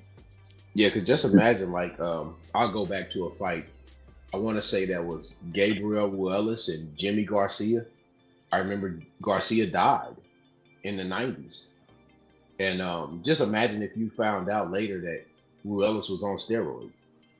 You know what I'm saying? Like, I think I said this, and this may make sense to you, Rachel. I ask you this question: do you believe that there's a way for them to contractually bind the fighters and or management to an agreement that would force anybody that tested positive before the fight to forfeit their purse and give that to the person that did not test positive? Did the fight already occur? No, before the fight happened. So like the Bitterbiev and Smith fight, before it happened, the adverse finding came like that. I mean, I would think that like you would have to almost take out like a weird insurance policy for that to be covered, because I don't think, I mean, like I know Nonito would be like, yeah, fuck yeah, like go ahead, like I'll sign it all day. You know what I mean? But a lot of these other athletes, and you'll hear you hear a lot from a lot of the boxers, that I don't want to say clueless, and more so that they're not paying attention to detail, right? Like a lot of them will tell you, my job's in the ring. When it comes to these contracts, they're glazing it over, right? What more so the things that are going into their system, thinking that they could just grab like a pill bottle off the shelf because, hey, there shouldn't be any problem with it. I shouldn't need a prescription, and not thinking of the fact that there might be something in there that's banned, and it's okay for the normal public to use, but not in an in-competition athlete. So just, I mean, like things, what is it called? I keep forgetting. It's hypoxy cut or hydroxy cut. Like, yeah, that's illegal for athletes. I remember that when I was competing. Like when that came out, dude, they did a whole wide memo. Like, y'all better not take this. You'll pop and you'll be disqualified from the team. So, I think it's a great like thing to think about, but it really has to, and I'm always going to stand on this. I don't care who the drug dealer is. Like, it has to be accountability for the boxer. You have to be freaking careful. I'm ridiculously careful with Nonito. Even fight week, I'm ridiculously careful. Like, we don't just go downstairs to lobby and order food and Nonito's ordering food. No, we order it as a team if we do that, and you have no idea which food's Nonito's. We order out, same thing. Or we try to cook our own meals. But you know, at the end of the day, like you could, at least we're trying to be overly cautious, as far as, you know, when we buy food, where we bought it, where the receipts are. Like, I keep that stuff all the way through camp, because if anything comes up, then I'm like, nope, we went here. He took a multivitamin from this manufacturer. Here's the lot number. Here's the bottle. Like, go and test it. Did the manufacturer, because it could happen where I think there was a UFC fighter who got hit by using a supplement he always used from GNC, but this specific lot number that came through was the manufacturing before that lot had some kind of steroid in it, and they didn't clean out their equipment clean enough when they started to bottle the next bottle, which was the multivitamins he was taking, and it was contaminated. Hey, can I chime in? What multivitamin was that from GNC? The GNC that you talking about? I don't know. It was some UFC athlete that went after. But you don't know what's called. Okay, go ahead. No, I could look into it like later, and then, or if I get my laptop out. But I remember that because he like literally went after the manufacturing company for the cross contamination of his supplements. That's why the reason I ask is that's what my son takes shit from GNC, and I always worry about that. I mean, he been taking the same shit that I took when I was coming up, so we ain't ever had no issue. But which is happening with what you're talking about, you just never know. You know what I'm saying? You just never know. It's people are literally putting drugs together, so you don't know what the fuck is in this stuff, man. Well, it's not. I mean, it's that, and you're also thinking of a manufacturing company. Like, if I was manufacturing like lip glosses and stuff like that when I was younger, and I went out to you know, the East Asian countries, and when I went there, you had Urban Decay, you had Estee Lauder, you had all of the brands, and they're all being processed at the same location. So if you think about that, when it comes to supplements and manufacturing, like, it just depends on which drug, quote unquote, is on the line, and if they cleaned their system enough to when another drug has to be pushed through their manufacturing line, that there's no cross contamination from the drug that was before it.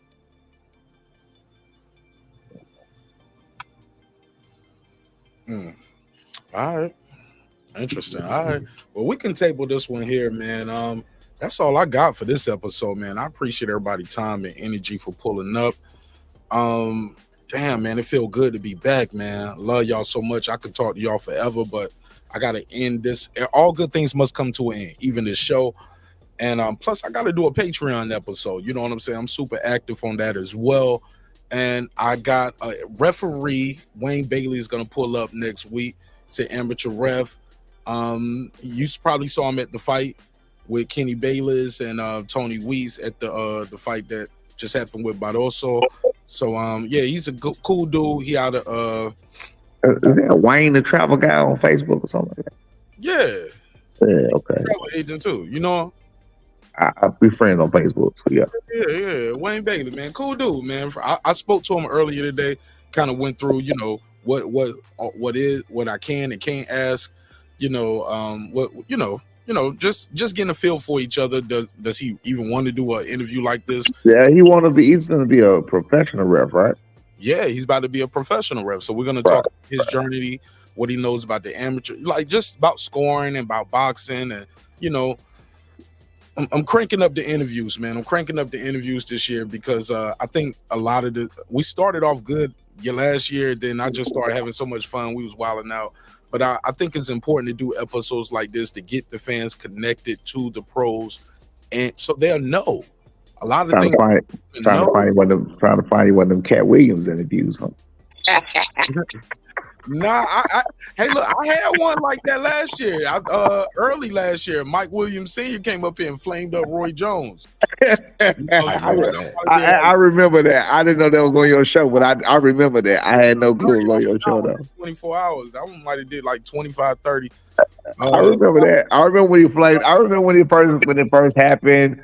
He was like, I did not know that was your show that it was on though. First of all, let me say, Roy is not my son's coach and blah, all that shit, right? That's my video.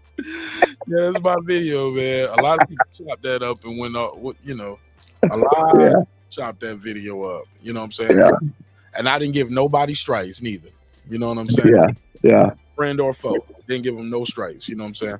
But that's it, man. I love y'all so much. I hope you love yourself. If not, guess what? God loves you. So does Martin Ash in the neighborhood breaking beats. Please, before y'all leave, Rachel Donaire, Brian Norman Sr., can y'all please tell people how to reach y'all, follow y'all, and what you guys got going on next? Well, y'all know where to find us. Beyond the Ring with Rachel, Nonito and Rachel. Instagram, Rachel Donaire. Twitter, knockout_queen. We're traveling a lot. Nonito's actually, he's doing MVP's February 2nd card in Orlando. He's a commentator for that. So we're gonna actually February 2nd. It's dope. MVP prospects. It's their up and comer card. So Nonito is going out there and he's gonna be commentating. So make sure you guys check that out. And then there's a couple other ones that are lining him up for commentating on different platforms. So just tune in. But we're in and out, and of course, that's what I'm talking about. Let's go, Flash. That's what I'm talking about, man. Y'all know I got love for the homie. I don't want him to fight no more, low key. I know he still love fighting, but I was like, the longer you fight, the longer you gonna push back the Hall of Fame. You get what I'm saying? Like this is true. I'm ready for you. I'm ready for the years to start. You know what I'm saying? Let's knock these. What is 3 years? Ready to knock these 3 years out, man, so we can have our big party in Castonia, which leads. Oh my goodness! Oh my God, we're gonna tear New York up. Yeah, 100%. Hey, Rachel. Excuse me. I hope I ain't intrude. Was he still cool with Cameron when he passed? Yes, Cameron actually. First of all, Cameron was the one who taught me everything as far as management, and he started teaching me very early on because he was already getting sick. Like if you knew Cameron, he had he was diabetic. Diabetes, right. Yeah, so I always had, whenever I was with Cameron, I always had that shot of glucose in my purse because he would just, but so he taught me a lot because of the fact that he didn't know then about his health, but he lived as long as he could. A month before he passed, he had called us to say his goodbyes, but we've had these kind of scares with Cameron over at least the last 5 years. We didn't know that this was really going to be the last one. But we still did the same thing. We told him we loved him and appreciated him. I mean, we needed him to fight through it and to be strong and to keep praying.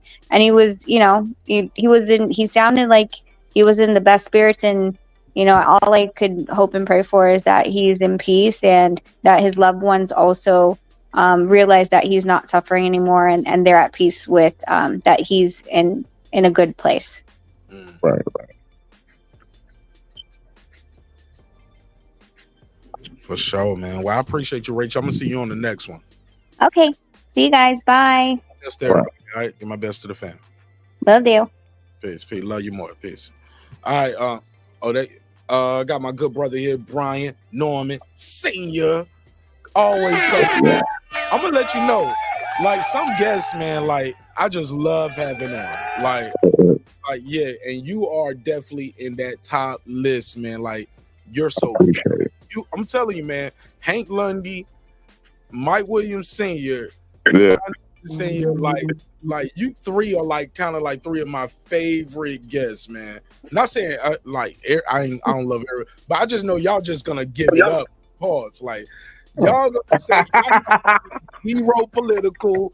Y'all ain't trying to be nice, friendly.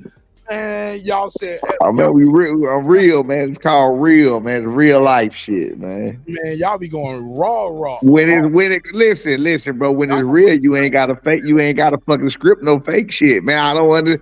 I ain't trying to say other people are fake. I'm just saying, like, I'm saying they fake. In this day and age, I'm living in the twilight zone, and it's just like I woke up in this motherfucker one day.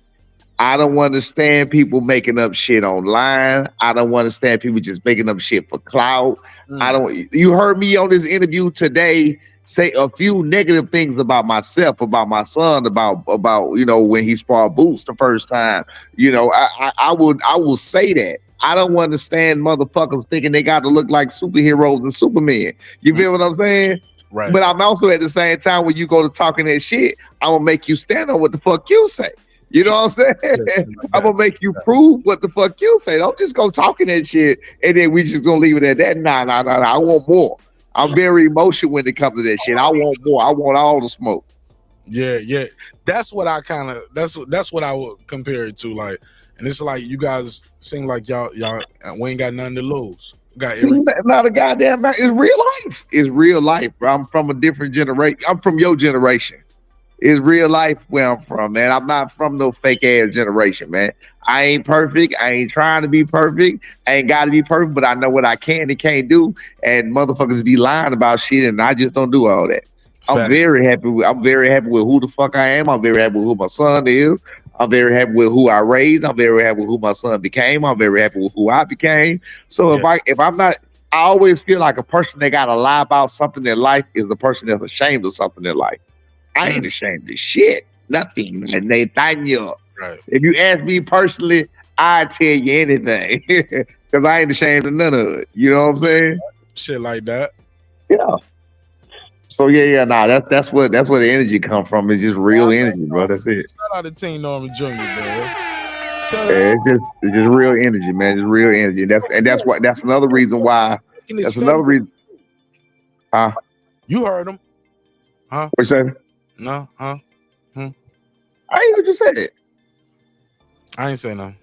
Yeah, bullshit. I said, tell you, ducking his smoke with me too. Listen, I ain't saying this shit you talking about. Listen, that's another reason. I was trying to understand it. A little more. Hey, look, remember before I was like, hey, look, just don't hit. You know what I'm saying? Don't hit me back. I'm ready, man. I want to see what that power like, man. Who me and my son? Both. Who you want first? How you want it? I'll whoop your ass. Oh man, hey, look, you right there around my weight class. Matter of fact, you out my weight class, but like you said, what's 20, 30, 50 pounds? Mark, you're gonna throw up. You respect, senior. You're going to throw up. Not more than mine. How about that? Mark, you're going to throw up. Your phone been dropped, brother. You're right. You're right. Nah. Hey, you ain't getting no. Got your case on you, man. Listen. My phone has been dropped. My phone been cracked. My phone been broke. Your next interview gonna sound like a Campbell soup song. Look, my phone been broke. I had to get fucking new cases for this bitch, new faces for this bitch. I'm gonna show this boy something, man. Yo, hey, listen. You miss it, but you're missing one thing about the broke. You're missing one thing about the broke phone, though. You know what you're missing about the broke phone? That shit still got service. That shit still got service. It's the longevity of the service that it got, baby. It knows what to do. It knows what to do. It knows how to. It knows how to tuck and roll. Goddamn it, take some of the bumps and bruises off. You do not, sir, because you ain't been broken yet. Your ass gonna get broke. Don't know what I can do. I got a special set of skills, sir. Okay. That's what, look, I'm trying to tell y'all something, man. The boy is everything he said he was, man. I can't wait, man. I can't wait. Hey, man, look, so I'm gonna I'll tell you what I'm gonna do. When you ready to pull up, because B got to fight anyway. You want to pull up this week, you can spar B. Yeah. When you say if I beat you, I get to spar B? No, I said you pull up this week, you can spar B. Oh, what's this week? I think I got a couple appointments this week, man. I bet the fuck you do. Yeah, right. No. I'm dead ass though. Dead ass. What day? I hit y'all up. Monday. Don't call me. I'll call you. All right, bro. You in that bullshit, man. No. But dead ass though. Y'all gonna be in the gym Monday. I pull up. Can I pull up? No. You have to call me. You know, we train in the basement now. I train him here. He come over here. Let's get it. And look. Let's get it. Say less. We'll talk less. Yeah. You tell me when, and then I go to the gym. I ain't been to the gym all year. He been coming here every morning. It's gonna hurt, man. Hey, look, I'm gonna be that.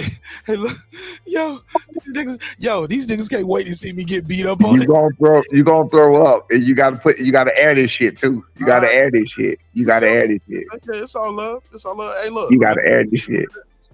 It is what it is. It's gonna be good entertainment. Patreon, you put it on my Patreon. I ain't putting it on regular YouTube. They got to pay to see this ass whooping. They got to pay to see this ass whooping, baby. I'm paying for you, Martin. What? Boy, I'm gonna hit. Hey, look, I'm gonna hit him with that shoulder. Pull counter. Hey, all right, bro. Welterweight.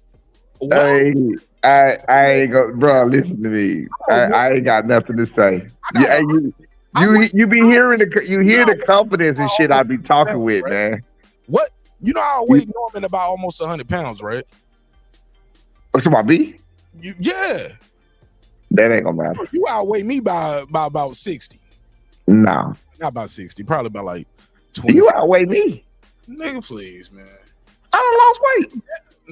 He said, I don't lost weight. Not in How much you weigh? Face. How much you weigh? How much you weigh? Man, I ain't about to get into all my. Nigga, don't be no fucking girl. Be scared to say your weight on no fucking radio.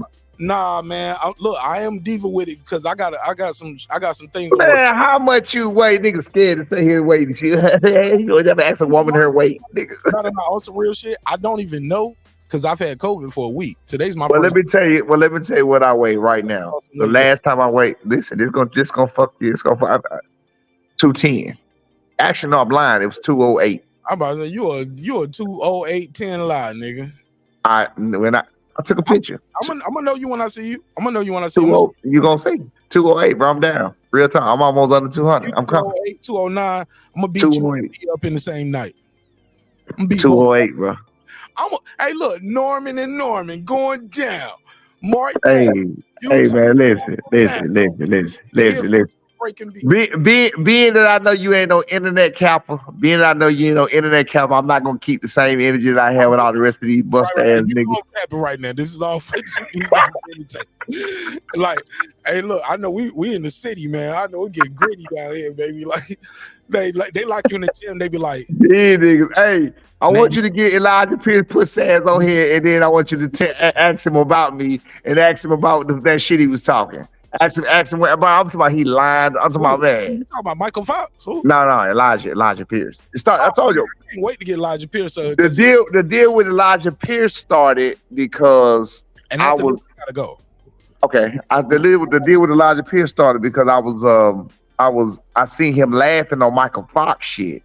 And you know, we already had beef with B don't like Elijah at all. I told B to let that shit ride a long time ago. Cause B was 16 and Elijah was like 21 years old.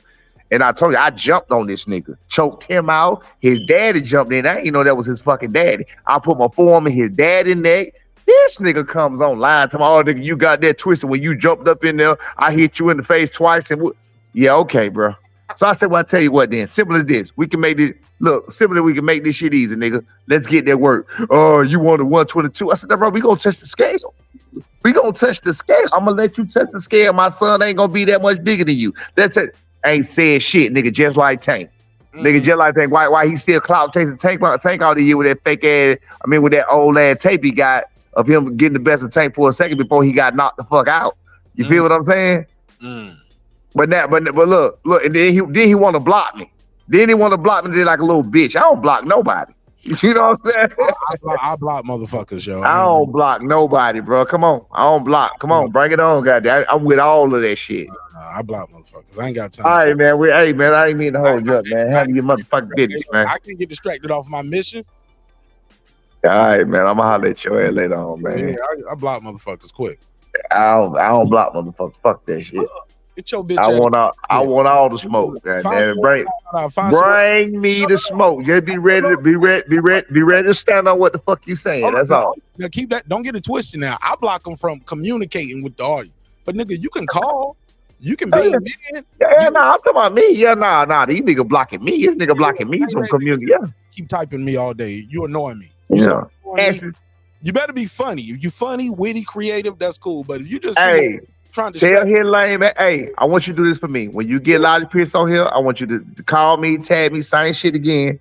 Ask him why he gonna bring up 122 pounder.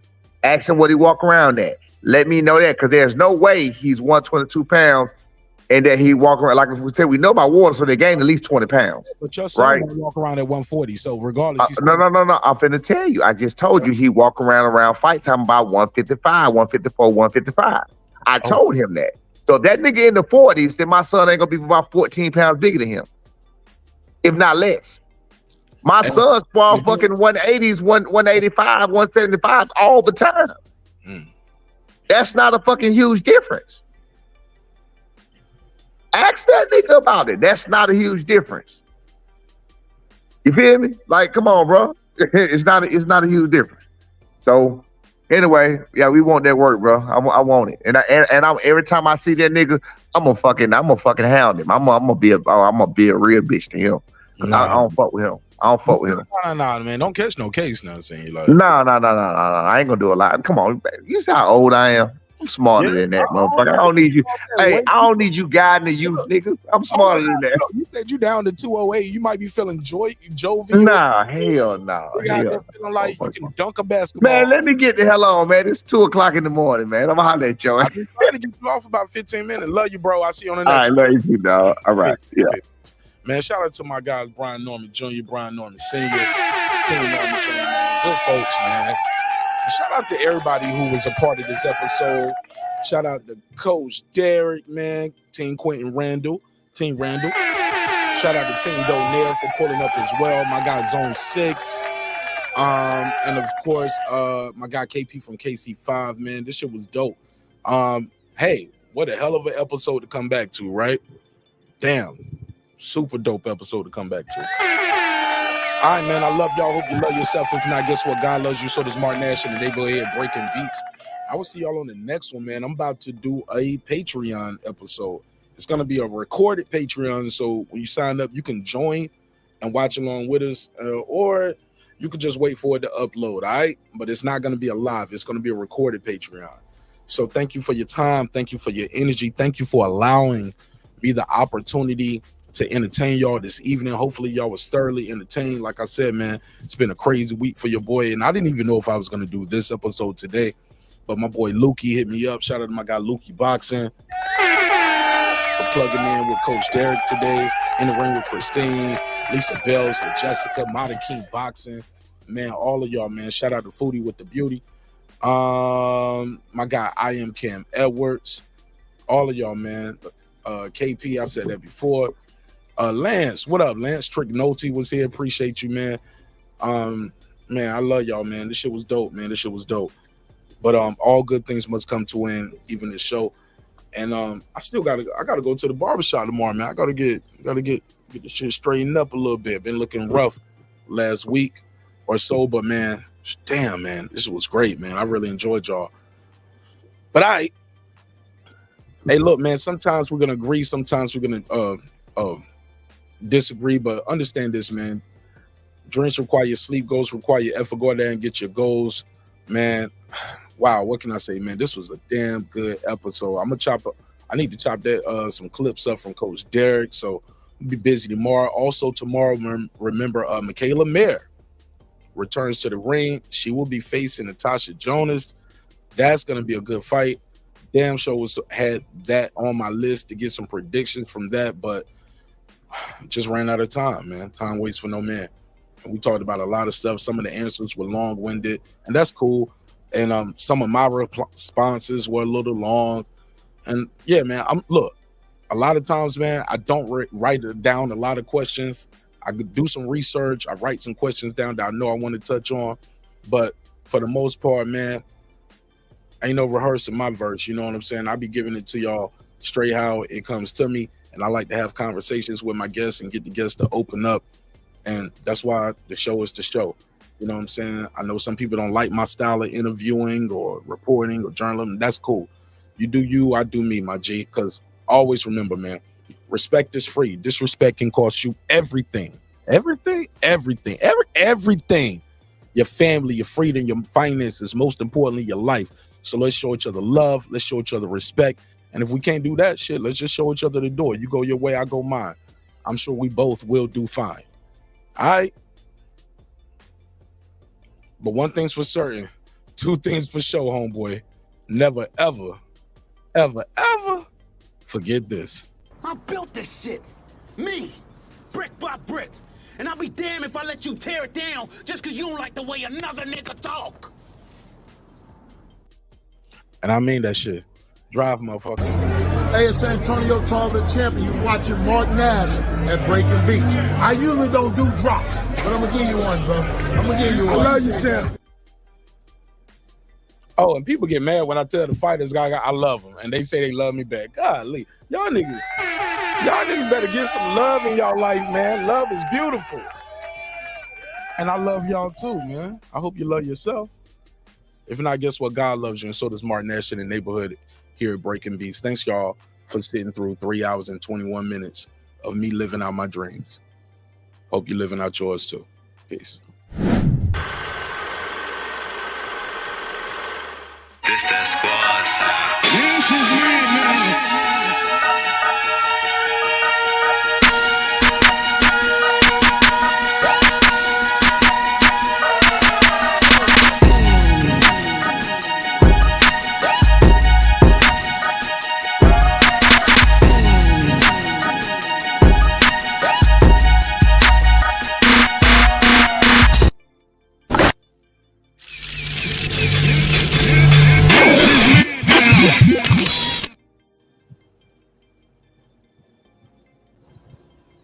Subscribe. I don't care how many subscribers he has. Support him. So he made all this possible. He made this possible. Nah, Dr. Mark, God made this possible. God made all this possible. And so did viewers like you. I'll see y'all on the next one. Peace.